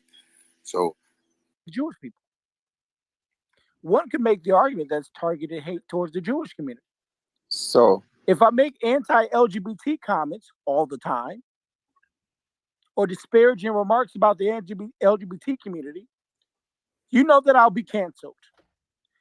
And I'll be dealt with being anti-LGBT. So why is it that people can be harmful to the Black community and white folks, white liberals, white Democrats don't want to call that shit out for being racist? So the point I wanted to make, right, was that 47% of people that are still backing Trump, which is what, roughly 75 million people, we're talking about blue-collar workers, the reverse racism thinkers, the downtrodden, right? Those who believe in make America great again, which to me, which I was going to make that point, which is inherently racist, especially to a Black person, right? Because at no point in our history here, right, has it ever been great for us, not when we had to fight for voting, which that's taxation without representation, equal rights, and many other fights, right? So that's the point I was going to drive home is, he still has that base because the Civil War base, right? That Honey Wilson, that base. I mean, from New York made that statement. Democrats acting like they care about Black issues and the black people in our struggles. They don't give a fuck. The fact that this guy, Sorry, who I'm is just a Democratic shield, him and his brother, who gets paid by the party or some entity to push their ideologies and their talking points. They're talking about Brian and now. to come up with these clever tweets, right? They're definitely being paid. They're not the only ones. But for them to, for him, well, Ed was smart enough to get the fuck out of the room. Ed was smart. They brought Sierra up there as a little guinea pig, as a little pit bull, right? And when she came on stage, she offered nothing. Then she dropped down. She offered nothing to the conversation. But Brian, you can tell, might be the littler brother. He might be the little brother who's just uninformed, ill-advised, and in denial. But just because you're a Democrat and liberal don't mean you won't protect and defend white supremacy. And he's on code for his people. I guarantee you he would have never said that if a Jewish person asked that and related it, the correlation back to being anti-Semitic, I bet you he would have. No, the guy even doubled down and said, well, he's never said anything anti-Semitic. But he can say anti-Black shit. Did y'all hear him say? Well, he doesn't say anything anti-Semitic. This is why we have no friends, ladies and gentlemen. So I wanted to just create this space to really hold this guy accountable. I've sent him an invite. Y'all should also send him an invite. Try to get his ass over here, because when them replays is done, I'm going back to get the replays. And we're going to put that audio out. I don't think that's going to work out well for you, Sir Major. You don't know how to call out anti-Blackness. Fine. Cool. We'll do it.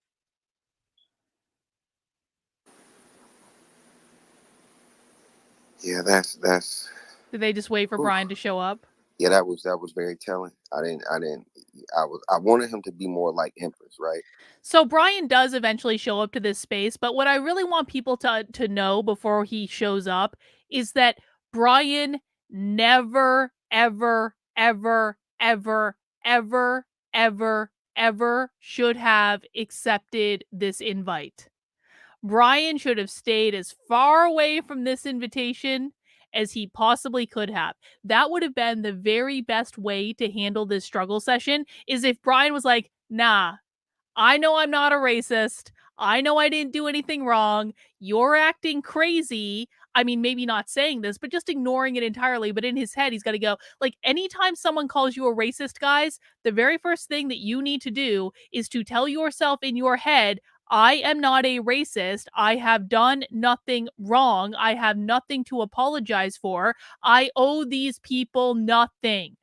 You owe them nothing. They these people, exactly. These people are professional victims who use it as a way to gain power over other people. You do not owe people your time. You do not owe people your attention. You do not owe people your energy. You do not owe people any consideration at all. The very best thing that Brian could have done would be to stay as far away from this Twitter space as possible, because the invitation to this Twitter space was an invitation to a public struggle session in which there was nothing that Brian could say at all in order to win. There was no win here. So you just don't go and you win by not playing the game. It's just a definitive. It is what it is. Not like, but yeah. Exactly. It's a trap. Yeah, that was. Don't walk into the trap. Wild. And the thing is this, right? I'm not so. Over the last few days, I've been called a race baiter. You are a I race speak baiter. From my perspective, I'm not a race baiter. Yes, but you I are. will bait a racist to expose their racism. Exactly. And they're anti-black. Hey, can I just have a word here? There he So is. this is the second day in a row that you've created a space with my name. Brian took said the bait. Anything racist in my life. It's Brian. Very it's nothing personal. It's just you blatantly said that Trump wasn't racist. The dude is racist 1,000%. I love everybody to death here. Did you hear that? Did you hear that? Brian, it's nothing personal. You just said words that we didn't like.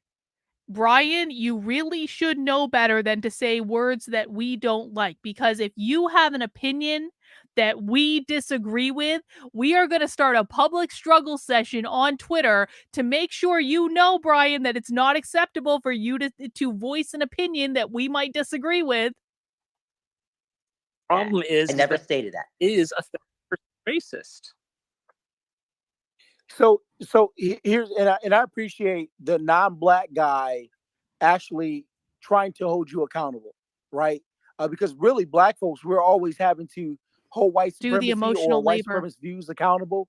And the fact that Nate thought it would be appropriate to come off his mic to at least try to have a conversation with you, I commend that, right? Brian, what you said was really hurtful. I'll start there. It was really hurtful. You know what I said? Because what did I say? Yeah. We'll get. Let me speak, please. It was hurtful created because a space without me implying I'm racist. Sir, let me finish, please. Because when I'm in y'all spaces, I respect y'all. Never disrespected y'all. Did I ever create a space with your name in it saying that you're racist? Hang on. Brian is 100% correct here. Like, I'm sorry. This is, again, guys, this is a power play. Sir Major started this problem by creating a Twitter space calling Brian racist in the first place. The minute that you make a Twitter space calling someone a racist when they have done nothing wrong except express an opinion that you disagree with, you are the bad guy. You are the villain. Brian has every right to be pissed off about this. Now, again, the smartest thing that Brian could have done would be to not even acknowledge this Twitter space in the first place, because Brian should have known, I'm not a racist. I didn't do anything wrong. F these guys. They can say whatever they want. I know who I am. I know what I believe. They don't get to define me. That would have been the smartest thing that Brian did in this situation. Sadly, the minute he walked into this Twitter space, he walked into a trap in which he was destined to lose because there was no winning in a struggle session. But Brian has every single right to be angry in this situation because someone else is calling him a racist when he's literally done nothing wrong. Don't ever buy into the idea that you are not correct to have righteous indignation when someone else calls you horrible, horrible names on the internet when you haven't done anything to deserve it. Righteous indignation is righteous because it is justified. Brian. Let me finish. Let me finish. Slow down, please. Brian. So I'm telling you that my community is impacted by your speech on the last stage. You got on stage and said that Donald Trump isn't racist. Fine, you're I never entitled to your said that. I views. never said that in my life. Sir, the replays are on, and we're going to get Do the you want me replays. to say what I said? Sir, hold on. Do you care about So what I actually said? And you can go back and listen to the replay. I'll let you respond. I'll let you Oh, he'll respond, let but you're not going him. to commandeer the He'll space. allow him to respond to the You space create and a his space title with with his my name in the name in title. it, Absolutely. and there's So here, I'm going to speak, and then you can speak He's when so I'm done. benevolent, isn't he? Your words were hurtful. They were disingenuous to the Black community. Black folks in this space feel offended by your comments. If this was the LGBT community, you would have been more careful with your words. If this was the Jewish community, and I'm not sure what your faith is or how you identify, but you wouldn't have made that comment. If Trump made offensive comments to the Jewish community, in fact, you'd be going up before the ADL. Okay? You will be all over the news because your name, at least your last name, is known on this app. I don't know about in society, but at least on this app is quite known. I'm telling you, as a Black man in America, a Black man whose family built hey, this Dan, nation, how are you? I'm telling you, your words were incredibly offensive. I listed out how Trump is racist. And you didn't even have the guts enough to say, you know what? Those are racist acts. You couldn't even condemn or call out or even identify what racism looks like. What is racism, But Sir then Major? yet you act like you're What a is friend it? of Black folks. Now I'll unmute the mic and let you speak. Oh, you'll allow him to. How benevolent. Number one, I never said that Trump is not a racist. Anybody who was in that space would have heard exactly what I said. Number two, for you to even imply that I am racist in any way, go back in my history. I have countless tweets where I support Sir, the you African. need to fix your mic. Yeah, Your voice, you're a bit in the your matrix. audio is distorted. You're in the matrix. You need to fix your mic. Either drop down and come back in, or leave the room and come back in. Your mic is horrible. Yeah, I think you just need to fix this connection. Real quick while you're fixing that. What I did hear you say, right? Was he asked you, right? Was Trump racist? Listen to 6 things he named. First, you went to his father. He asked to leave the father out, right? And then he asked, was Trump racist? Going to the other point that he made, I wish you would have stayed, right? I don't think you were calling him a racist, right? That's not what the title says. It asks.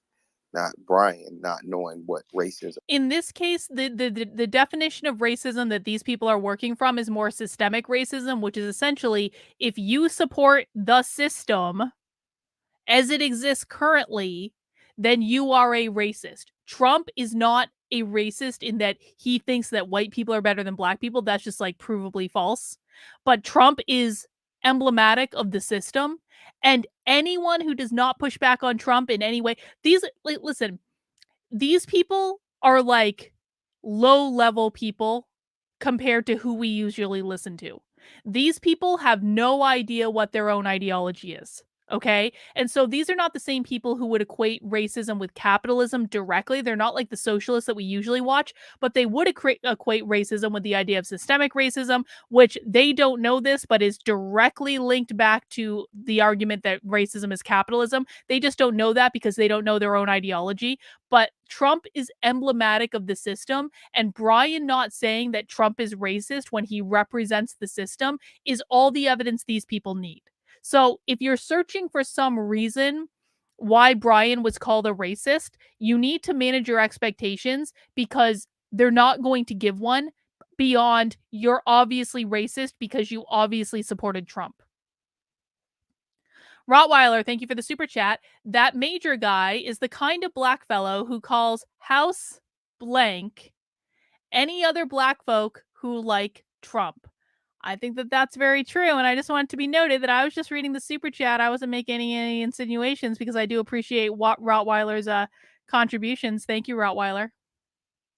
Them looks like, and I mean that is a legitimate. After that statement, right? After that back and forth that you both had, you named about 6 or 7 things, including the dad, that could paint Trump as being a racist, right? Or showing racism. And he asked, he said no. I mean,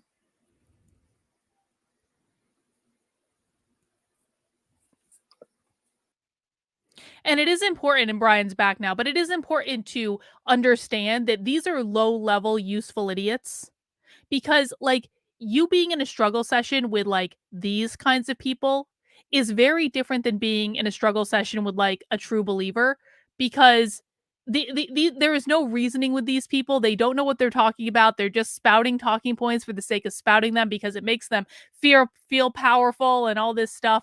And it's like you have to handle the best way to handle this situation is not to get into it in the first place. And if you do end up in the situation, just leave. Just leave. Like, Brian never should have come back. Like, what? Like, there is nothing these people can do if you just. Brian is the most powerful person in this entire scenario. Brian is the one hosting all these big time Twitter spaces. Brian is the one that's in Elon Musk's DMs. Brian is the most powerful person here, but for some reason, it's not clicking with him that he's the most powerful person here, because if it did click with him, he would just leave. There would be nothing these people could do about it if Brian was just like, deuces, out of here, bye guys. So I'm working on getting brother Tariq Nasheed in here because I want him to actually catch this conversation.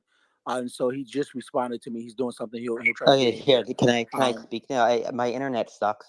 Yeah, yeah. You can speak in a second. So I am working on getting brother Tariq Nasheed in here because I want him to actually hear this. But go ahead. So what you said is that I said Trump is not racist. I never said that. What I said, and this is almost exactly what I said in the space. My father worked for him for 10 years. In my opinion, he is not anti-Semitic. I'm Jewish. He is not anti-Semitic. I also said that in my opinion, some of the people that are claiming he's racist, I think that that's the wrong thing to focus on. We should be focusing on what's happening right now. It doesn't solve anything. You don't know if somebody's racist unless you know in their heart why they're doing and saying the things. That's all I said. I never said he was not racist. Did you ever say that? Okay, and I'm glad that this room is being recorded, and so was the last room. So what we're going to do is first of all, we're going to fact check. Okay, I heard you say that he was not racist. I said, in my opinion, he is not. Right. So then, I mean, the title would be accurate. Hold on. An opinion. You said, in your opinion, he's not racist. That's the same thing as saying he's not racist. You're saying, in your opinion, because obviously I know what he is. Just like you don't know. Listen, Brian. Let me speak. Brian, let me speak first, please. I'm speaking, and you're not going to cut me off and play this white guy role. Let me speak. Brian. I'm telling you, it was your statements that you said, because now you want to play semantics because you know that there's recordings, and we're going to get those damn recordings today. You made a statement that Trump was not racist, or in your opinion, he's not racist. That is the same thing, whether it's your opinion or not. You made the statement that you don't. Listen, Vince is making a really good point here. As you said, Carlin, I like it when people start statements by saying I was right. Once Brian labeled himself as an ally, he put himself in a power position lower than everyone else in the Twitter space. That's exactly right. Again, Brian is by far and away the most powerful person in this Twitter space. Brian is so powerful that these people created an entire Twitter space just about him. Okay? But Brian, because he sees himself as a good leftist ally to the Black community, actually took away his own effing power the minute that he entered into this space and started engaging with these people. He was the one that took himself off the pedestal. He was the one who took himself out of the power position. Never give up your own power to people who want to rule you. And even if you think that there's no logical reason that you should have power in the situation, you walk into that situation like you are the most powerful bitch in that room, and you don't allow anyone else to push you around or make you feel bad when you didn't do anything wrong. That he's not racist, or you don't believe he's racist. At the end of the day, I gave you at least 7 to 8 different items as to why my second I beer. believe he is racist. Then I told you to look at his father, who's known to be with the Klan or to be a Klansman. You says, well, you can't hold him accountable for what his father. I said, fine, take his father out of it. You're still making the case that Trump is not racist. You're still defending Trump and making the case that he's not racist. So then when I said take his father out of it, I asked you, based on the item issues that I outlined, are those racial things? Are they racist based on the items that he's done? And you said, well, I can see how you would think that. You're still making the case and double downing on the narrative that Trump is not racist based on your opinion or whatever. So because you, as a Democratic shield, I just want to point out that it is not a rational action to get this upset over someone having a difference of opinion about a politician. Like, Sir Major is like, you can almost feel the vein throbbing out of his albino black forehead right now. Like, he's pissed off. This is not rational. This is not reasonable. If someone is getting this pissed off because you hold a difference of opinion, that is not a person you want to engage in any sort of conversation with, because it's going to go absolutely nowhere. Don't know how to identify what racism looks like, then guess what? You're not qualified to be an ally or a friend of Black people. Because then that tells me that you're going to back and support policies and legislations that are anti-Black. To be anti-Black is racist. What Trump does is being racist. anti-Black Trump mean? is very much anti-Black. Then why does he hire Black people? Now, I'll unmute the mic again, but when I'm speaking, don't cut me off. I don't mind back and forth, but be big appropriate. man, big man. I can't even get my point in because you mute my mic and then speak. What am I supposed to say? I already stated, I said in my opinion. If I said in my opinion Trump is a convict or Trump committed all these felonies, that doesn't mean he committed all these felonies. It's my opinion based on the things I've seen with my father working for him for a decade and being around it. That's my opinion. Is my opinion right? I don't know. It could be wrong. I never said, you're putting words in my mouth. Oh, I feel so and, bad for And I Brian. am a friend of the Black community. For you to say I'm not disgusts me. Well, I don't know what else you said. You just push back to that would be right. If you can't identify racism. No, I'm sorry. Let him finish. Let him finish. No, go ahead. Go ahead. You can push back. So after you speak, co-host Rhea, yeah, I had to drop out. I'm going to have Black women respond to, or I'll respond. Then we'll have Black women respond. Go ahead. But Rhea. yeah, I would say to not be able to identify racism or what the people you're claiming to be allies to or helping out, to not identify what they would view as racism, right? Because to be an ally, that means, you would speak for them if you're in that position, if that's the conversation, right? But if you can't identify whether it's blatant racism or covert, if you can't identify that, then I think that's anti-Black in itself, right? Not being able to identify the dog whistles.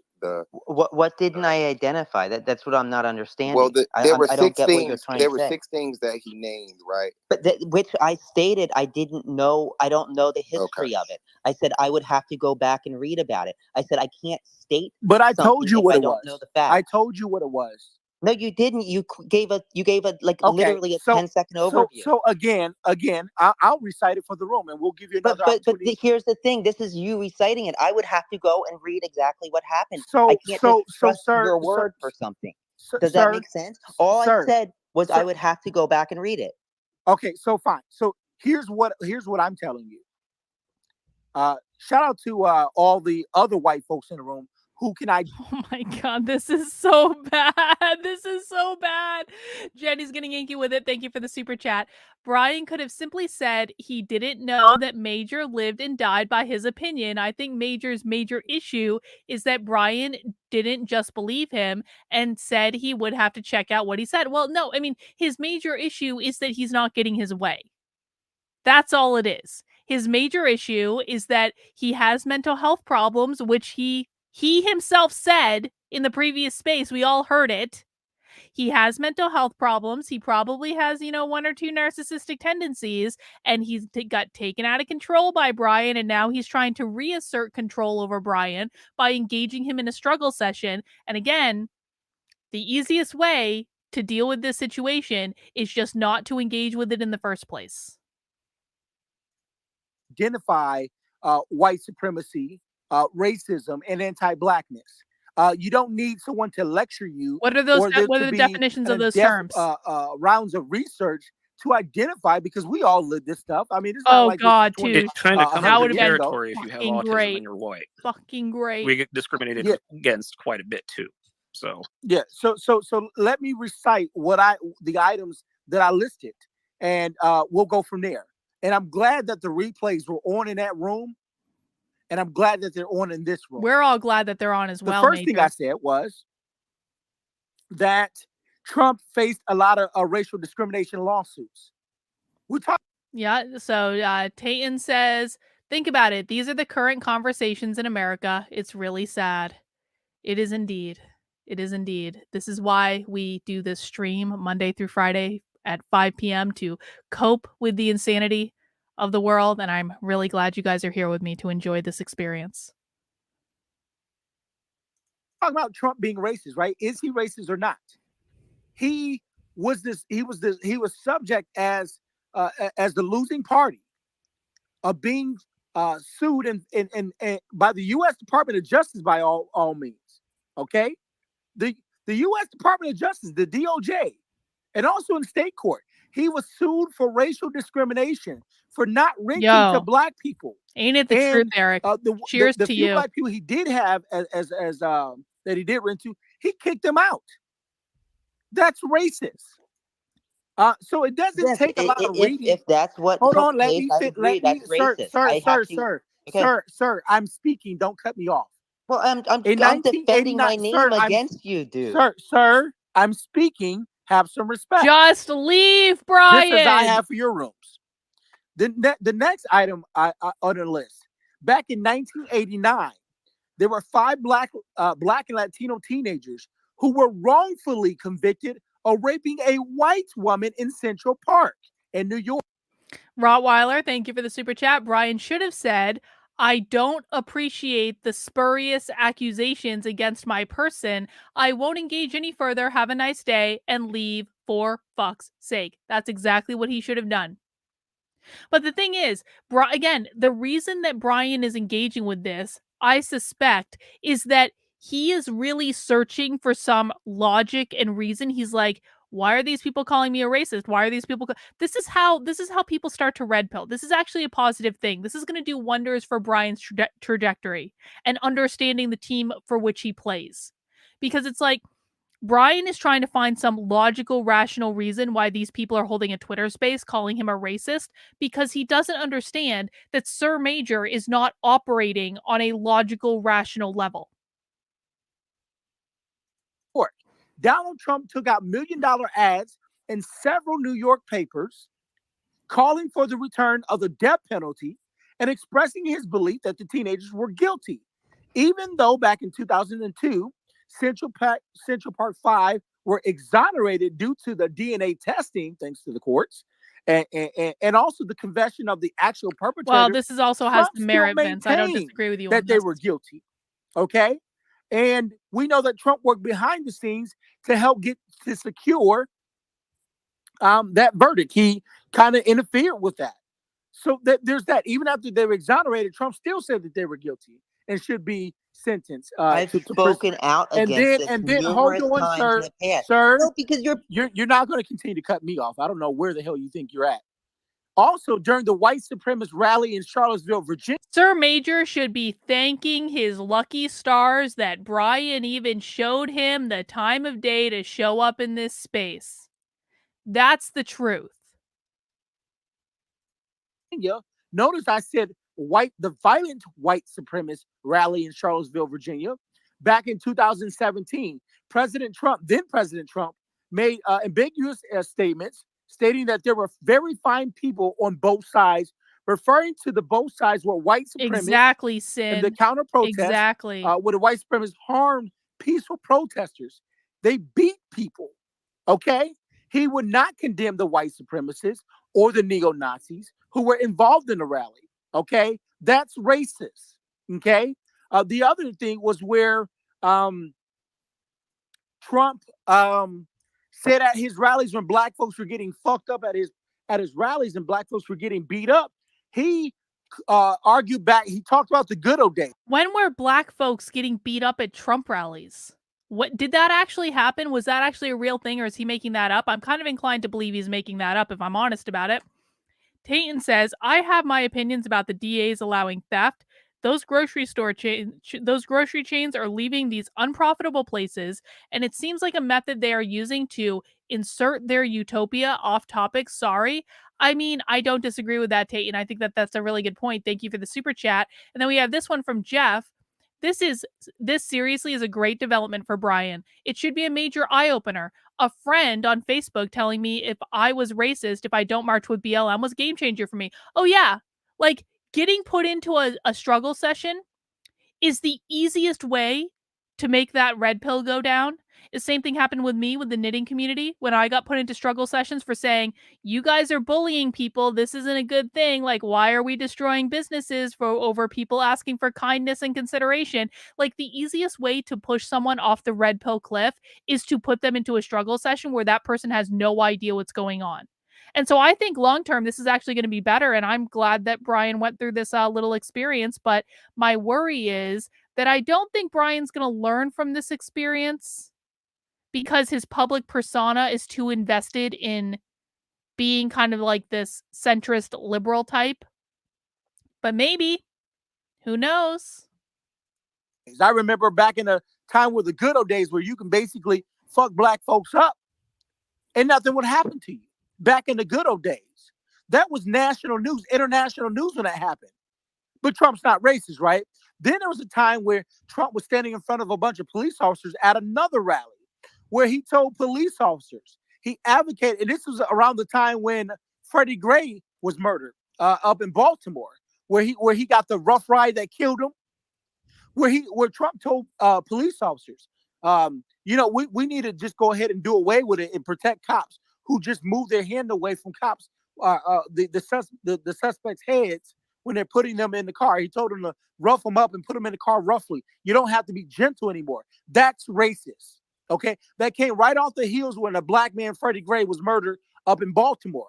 So for you to get your Jewish ass up on a stage, your white ass up on a stage, your white male privilege ass up on a stage, and tell black folks that Donald Trump ain't racist, you are in fact anti-black. That is anti-black shit to say. When I outlined all the racist things Trump has done, you got up on a stage as a white male, Jewish male, to get up on a stage and brag about how your father worked for Trump and that Trump was not racist. That's bullshit. And now you want to move the goalposts and try to walk it back slowly because now you look like an idiot. And now you look he's not the one that looks like an idiot, Major. He's not the one that looks like an idiot. Like you're an ally to black folks. And you say that I'm disgusting for calling you out. Yeah. But guess what? Those replays in the other room, we got them. And the replays in this room, we got them.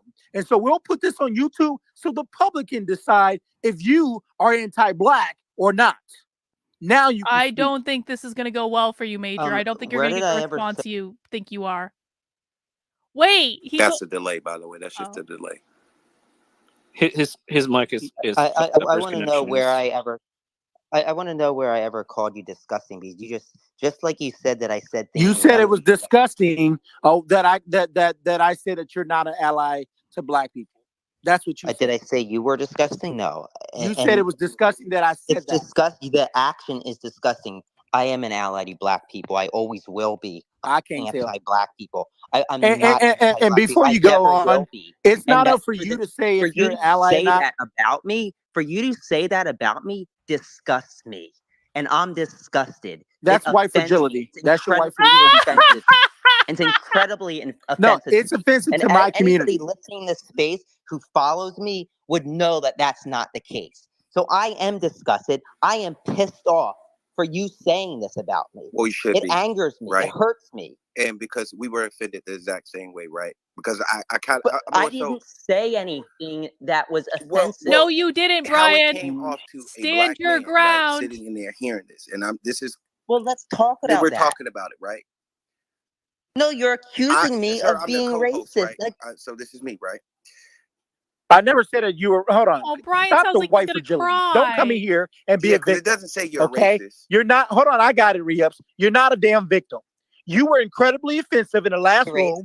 Black folks are holding your ass accountable, and now you're doing this white fragility, playing victim. Woe is me, because your white ass is being held accountable, and you don't like it. You're not getting any kudo points. You're not scoring any political points in here. And sir, you don't get to tell black folks if you're an ally to our community. That's our job to determine if you're an ally or not. I don't care how many black. You know what? That is the moment where Brian should have said, "Go fuck thyselves," and left. I mean, he should have already left. We've already covered that. But Jesus Christ, Brian, come on, have some self-respect, man. Black friends you have, or how many black friends you may pander to. Make your speech without the white fragility, please. I am an ally to your community. If you don't like that, tough. So, and that's the language, right? It comes off as, I mean, it can be called fragile, right? But when we have, it's hurtful for you to say that to me. No, it says you can't identify what racism looks like, right? He named those 6 things, right? And he just went down the list again, right? Of okay, yeah. Can I speak to those 6 things? Yes, in one moment, right? Of what those black people, right? What we as a community deem as racism, right? What we have historically faced, right?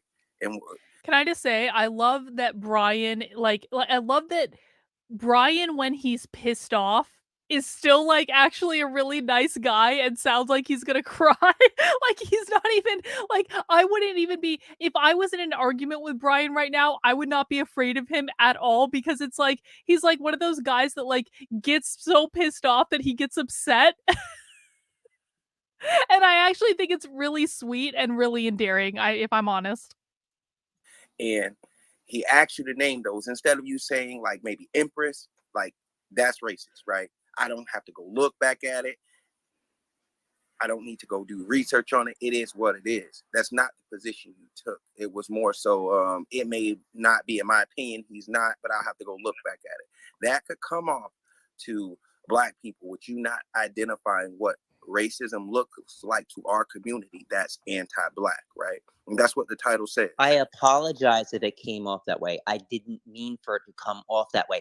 I said experience, in my opinion, I haven't seen anything to point to him being racist. Now, you brought up those points, Sir Major, and I specifically said in the space, those are good points. I can understand where you're coming from. And then you come and you make this space about me, about my beliefs in race. I am an ally towards the African American community. I will say that regardless of if you like it or not, because that's me. What makes you an ally? What makes you an ally?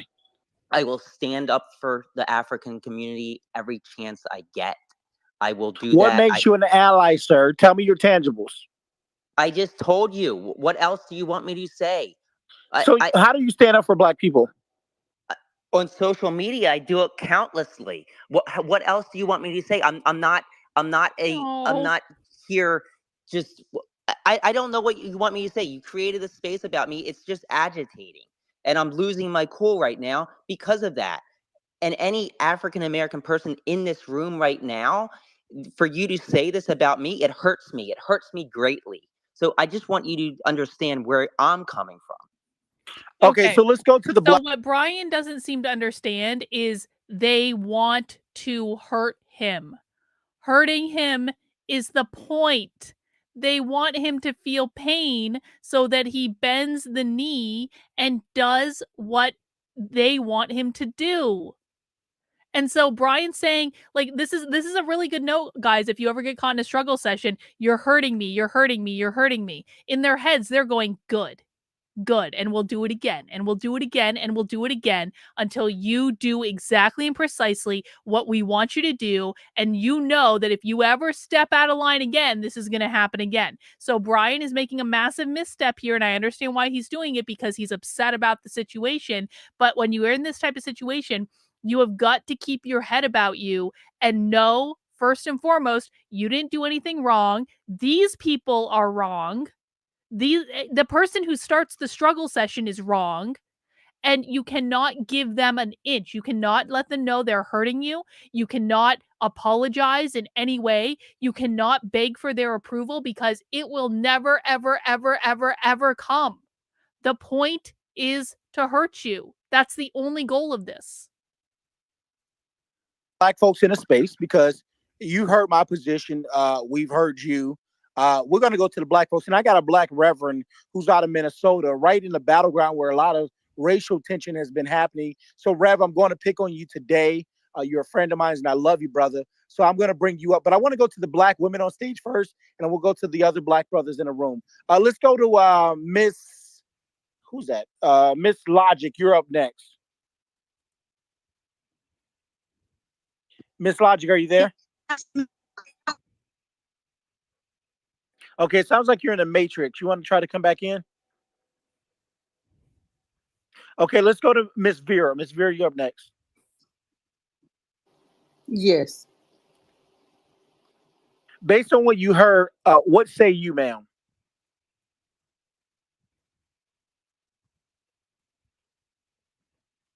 Is it me or is it them? I think it's them, because I can hear you. I can't hear them.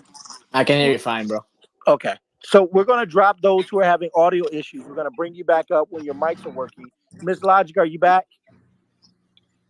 I am here. Can you hear me? I'm in my car driving, so please Yes. forgive me. I'm in that storm. Okay. Sorry about that. Yeah. Be safe. Put your seatbelt on first. But your take on this really quickly. I would love to comment.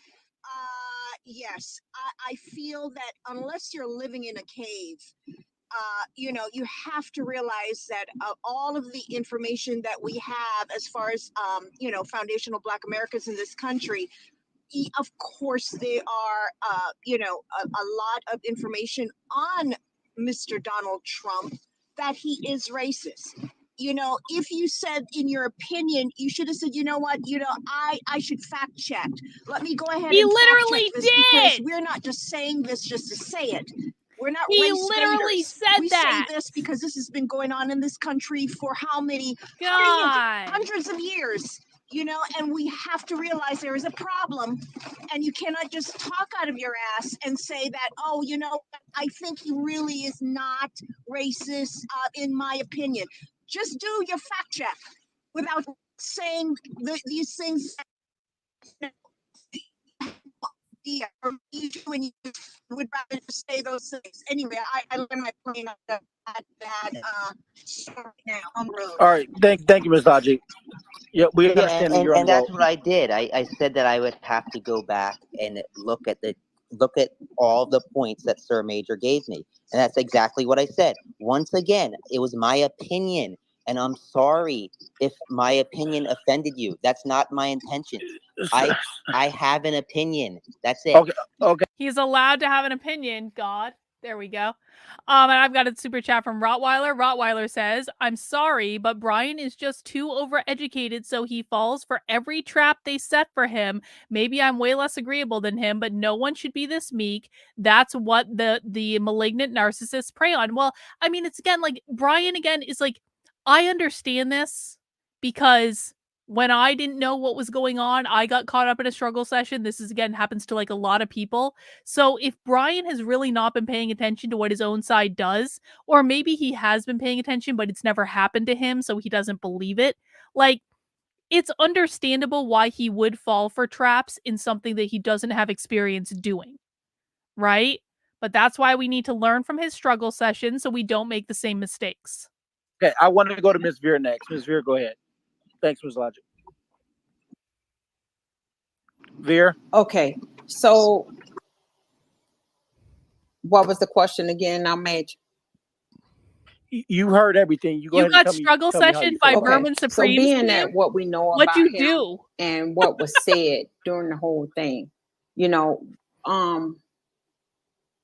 there's no doubt about it. You That's what you get, Dan, for working with a socialist. You should have known better. you have people from both sides that are saying the same thing. It's nothing to think on. And if you needed to research more, then that should have been what you should have said. You know, if you needed a moment, say that. If you say that you fight for Black people or you advocate Okay, but can you come on my show sometime and talk about when you got struggle sessioned by Vermin Supreme's team? That would be pretty great. I would appreciate it, Dan. Thank you. for Black people, then you stand up at all times. There is no moments. It's nothing, it's no moments like that. You fight at all times. You know, it's no moments like that. It's no moments of or no moments of Yeah, no, silence. I agree. It's no moments of I silence. agree, and No, I Brian, don't specifically agree. said I would No, go and no. It's research. no Bad, research. Brian. It's no. You should Bad. have done There your is research. research. You I should didn't have know done the your facts. research by No. now. That's what I'm saying. Wait, You what? should have done Wait, your when? research When? by now. It's been You've 10 been minutes. at this It's been long. 10 You've minutes. been at this long enough. It's been like 20 minutes since the last Twitter space. They're like, Brian, you should have done your research. He had to go pick his kids up at school, and they wanted him.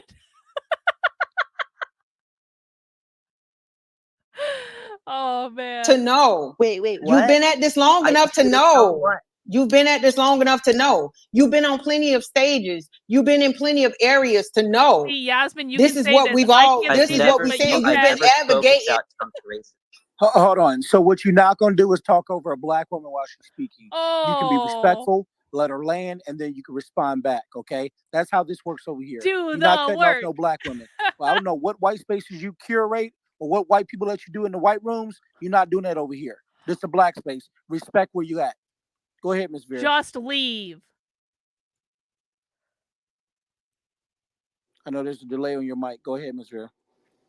But you have been at this so long that you have been in plenty of rooms. You have talked about subjects so long, and I'm sure you've come about this subject before. So, you're a grown man. You're a grown man. Thank And you I'm so gonna just much. set that there for you. And you raised a good point, Miss Vera, is that Brian and his brother Ed have been, and I'll leave Ed out of it because Ed was smart enough to get the fuck out of the room when it was time to go. Even though Brian claimed he had to go because he had to go pick up his kid. What I'll say is this: you're absolutely right. Brian has been on plenty of stages, has curated many conversations about Trump with all these patriots.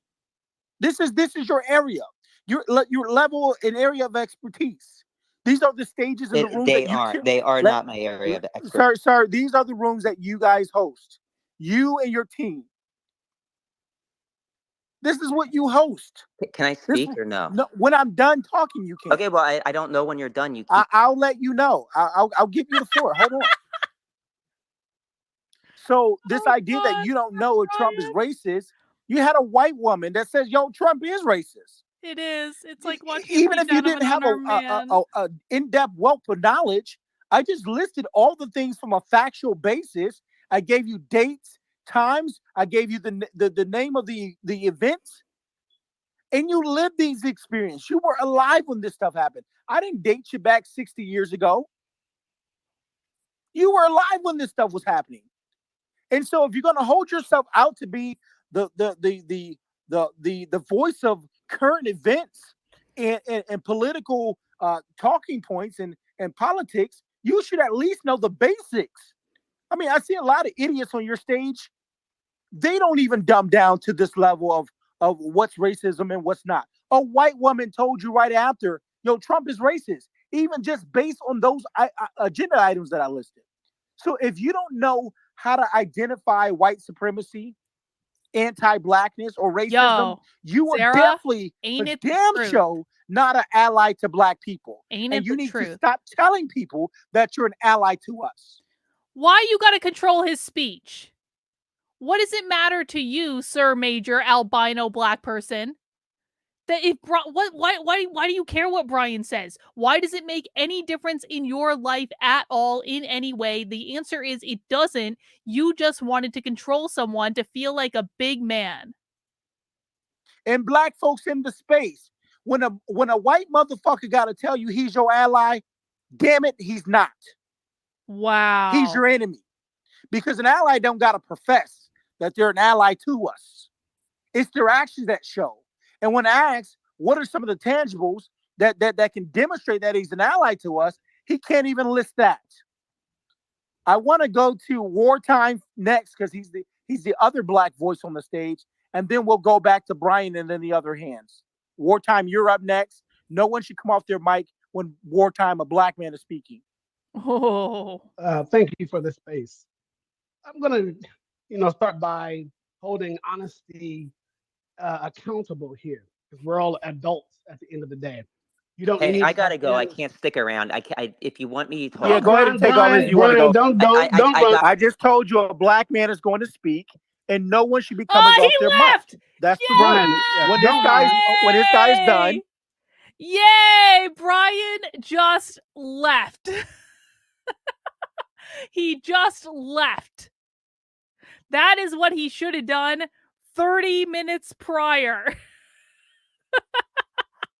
All right, let's listen to a little more to hear them react to the fact that Brian left. And this is probably going to really piss them off because the moment that Brian pieced out of that space is the moment that they all lost control over him. when wartime is done, then whoever else wants to speak can speak. Brian chose to run away like a coward, and that's on him. We're still going to continue the conversation, and we're going to go get the replays from the other room.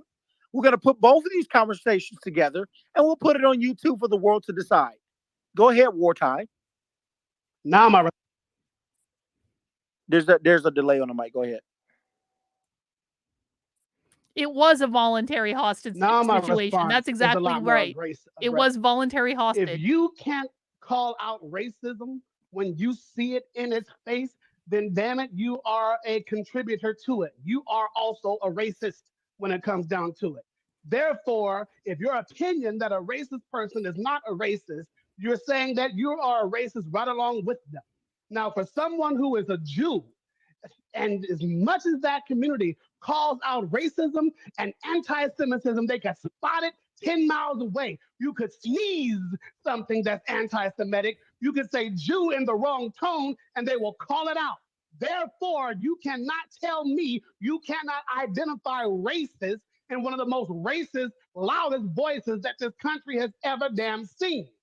When Mage sat up there and gave you examples, which he did not have to give you because you have over close to 1 million damn followers on your damn Twitter. You know what I'm saying? Your father worked for this man 10 years. If you did not live in America over the past 8 years, you know what I'm saying? Or if you're blind, deaf, or dumb, you know what I'm saying? Which he didn't sound too dumb to me. He's very articulate. Then you knew everything that Mage was already talking about because it was on the news. It was on blogs. It was on talk blogs. Well, it was must be true if it's on a over blog. and over and over. And if your father worked for him, you knew this more than any of us. So the Central Park 5, that is racist. One of the most racist things that anybody could do, where they would spend their own damn money to try to lock people away that were innocent and then to double down on it after they were exonerated. And if you could still say, well, in my opinion, he's not a racist, then guess what? I don't care how much you sweet talk over here, how much you tap dance now because you're not in front of a different community of people, you're racist too. I'm going to call that for what it is. You know what I'm saying? Because you are co-signing the debauchery. And it's shameful, even more so, for a community of people who arguably have come close to what Black people have went through. You can't say nothing about that community. They smell anti-Semitism miles away. So Ain't that that the lets me truth, know Beth? that you can spot racism without somebody having to tell it to you.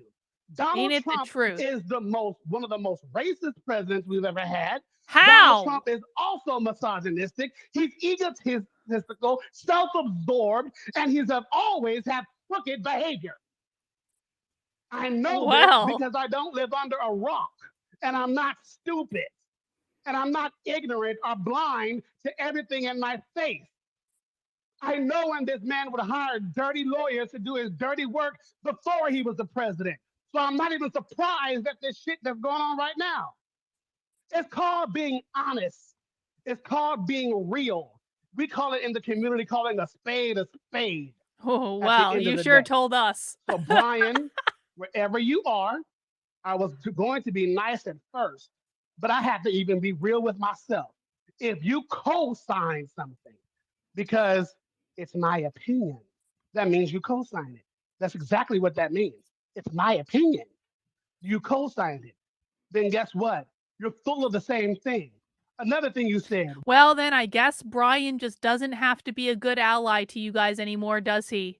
I guess you have all given Brian permission to take the leash off, to embrace his full deplorable self, to never help you out again, to never stick up for you again, to never have any of you on his Twitter spaces ever again. I guess you guys just don't want Brian's help and don't want his support and don't want this and don't want that. I think this is exactly the message that Brian needs to hear, that leftists are going to pull this shit every time Brian expresses an opinion that you assholes disagree with. And it's not because you're black, it's because you're assholes. Well, maybe people say stuff, but we don't know what's in their heart. Exactly. There's Brian a has very been set famous free. saying that out of the abundance of the heart, the mouth speaks. So when you talk, we know exactly what you are full of, or you'd have never said it in the first place. And I land on that. Thank you so much. I'm going to co-host you just to give some more space up here because there's many people that want to chime in. I want to go next to Empress, and then we'll go to Futurist, and then we'll go to Grinds. This is your space. Can I speak freely? Is that okay? Yeah, but just understand if you say something crazy, we're gonna push back. Absolutely. I would expect nothing less. My guess is Brian's going to listen back to this. So, just in the interest of a little labor, I would say, Brian, hopefully you're listening to this. You don't get to call out what's racist, honestly. He does, You're not the person actually. who gets to decide what's racist or Well, not. he But that does get to say said, whatever he wants. I agree with the sentiment in here that certain things are just blatantly racist. You don't need somebody else to fact check or call you on that. I tried to bail you out a little bit in the last space by making that point. I feel like you didn't quite get that. I would also say that it's hugely problematic to come into a space talking about racism when you interrupt anybody, black or of color. You definitely need to shut the hell up and let them finish their thought before you do that. And then I would just finally add, like, sometimes you just got to take a mea culpa. Like, everybody has latent bias. It's hard to unpack. And the best thing to get there is to shut the fuck up and listen to the people around you so that you can adjust that behavior. I want to punch So all these apologies people in the face. if anyone was offended Not that I by would that ever do behavior. that, Did my best but I to really, moderate to like- the best of my ability. And that's just all I wanted to add to the conversation. Oh God, Well, these thank you people are so much. awful. It's refreshing to hear you say that because my thing is my view of the Krassenstein brothers or the Krassenstein brothers is that I've never really had a problem with them. I know the game on Twitter, you know, with the followers, with the numbers, and having the follow meal going on, and you get to certain personalities on stage because you want to grow your room, and you buy some of the bots, you buy followers. I know all that stuff. Okay, I'm real big into tech. I just don't talk about tech a lot because I care more passionately about social justice. But I know about all this stuff. And I just sit back and I let people do their thing. I'm not here to bust anybody's balls. But I was really shocked when I heard, I felt the way I felt yesterday on stage, on Ed's stage. Brian was there for it. And I felt hurt because they allowed this woman named Spanx to attack everybody on stage. She's Can we all agree, for people who are in Brian's Twitter spaces, Sphinx is insane, right? Yasmin, you know who I'm talking about. Sphinx is insane. She's like a low IQ, like crazy woman who just like has gotten way too big for her britches because she's like a Twitter spaces host, but like she's not smart. She never says anything insightful, and she's generally insane. an immigrant. She attacked everyone on stage. She called women who agree with me pygmies. She referred to me as a pink elephant, referring to mocking my skin condition with having albinism. And Ed would not check it. I'm in Ed's back channel. Then, so this, I think a lot of this, and I'm not trying to bring two different issues into this. So before initially going in that space from yesterday, I never really had a problem with the Krassenstein brothers. I really like their views. I like how they crafted and knitted their tweets together. I've always thought that these guys were some stand-up guys. I really did believe that. But then again, and then they just expressed a because whole you're on the side of opinion the that I Democrats disagreed or on with, the and it was left all doesn't mean over. that you cannot be racist. And I've always told my team and people who listen to me, look, there's racism on both sides of the spectrum. We know that Republicans are racist. We know that there's some Republicans that are not racist. We know that there are Democrats who are racist, and we know that there are Democrats who are not racist, right? Both things can be true, and I think we can walk and chew gum at the same time. But to enable racism and white supremacy in those sort of views shows that you co-sign it and you give it a stamp of approval. When Donald Trump refused to call out David Duke, he said, I don't know who David Dukes is, but that we all know that was a lie. When he refused to call out the Proud Boys, I don't know who they are. It's good people on both sides. I don't know who. At that time, the Proud Boys literally had a black man as the leader of the entire fucking organization. Why would Donald Trump call an organization racist that's led by a black man? Who the Proud Boys are? But hey, listen, Proud Boys. Hang on, got a super chat from Naruto. In 2020, my apolitical cousin lost lifelong friends for choosing not to go protest during that summer. Oh yeah, a lot of people lost friends that year. That was a crazy year for sure. Thank you, Naruto. Appreciate it. Stand by and stand back. Like, these are dog whistles to white supremacy, and the idea that you don't know what this stuff looks like when white supremacy and racism is in your face and you can't identify it. How the hell, how in the holy fuck can you say that you support my community? You don't. And the reason why he's so flabbergasted is because that this room is going to fuck up his brand and is going to go viral. And on top of that, it's going to. There have only been 300 people who have listened to this. There have been more people who listen to this space on my stream than listen to this space. Listen, this space is not going to hurt Brian at all.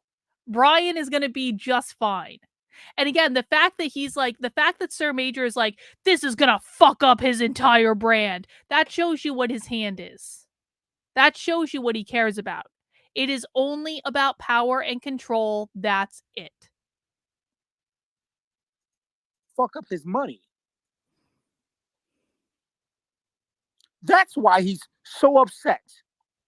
He's bothered because I'm the first black person who's ever called him out. That last name means something to him. Keep telling yourself which is that, why bro. he didn't even come on here as Brian Krassenstein. He just used the handle because that last name means something to him. It's his name. And they are a brand on this app. And they do have the affiliate badge with the Krassenstein brand on it. Oh yeah, he's just gonna keep cycling. Then he through slipped up and said, "I'm a sure. Jew." Did y'all hear that? He said he's a Jew. He slipped up.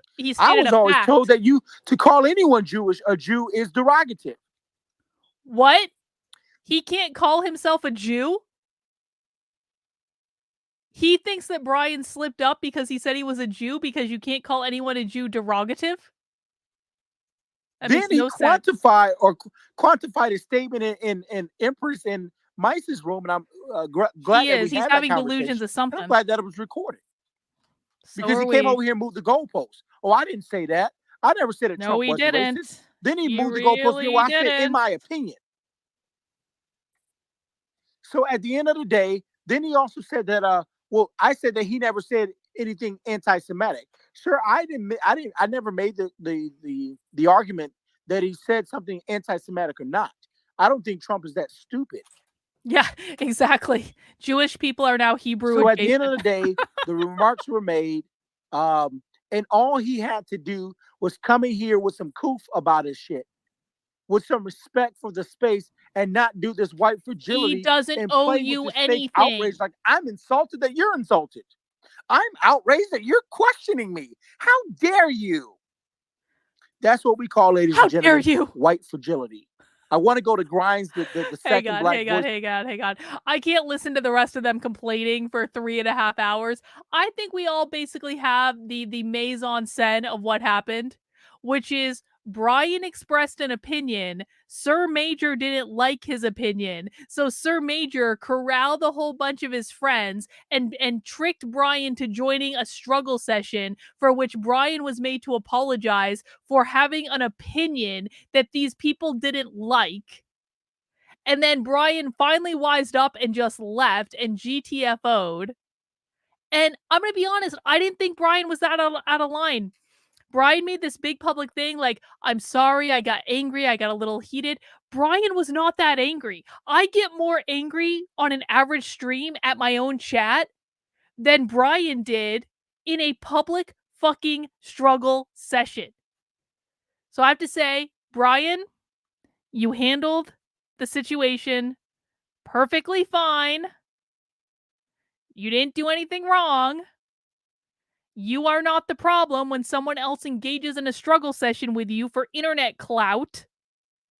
And just don't take the bait in the first place. If you happen to take the bait, do exactly what Brian did and GTFO as soon as you can. But don't bend the knee. Don't fucking apologize. Don't give these people any credit at all because they are not worth it. If you find yourself in a position of being in a struggle session, your best bet is to disengage and walk away and know that those people have no control over you at all. You owe them nothing. All right. That's all I have for the stream today, guys. Thank you for hanging out with me. And again, if you want to read more of my analysis about how Brian handled the situation, you can head over to my Substack, Carlin, KARLYN.substack.com. I actually do have some additional thoughts in that Substack that we haven't talked about today in regards to how Brian handled it and what you need to know if you ever end up in a struggle session, things like that. You can find that right now over on the Substack. I'm going to be publishing some more content probably tonight because that's what I do pretty much every single day of the week when I'm not streaming on the internet. I will be back at 5 p.m. tomorrow evening, and we'll do it all again, guys. Take care. Have a great rest of your day. We'll see you soon. Bye.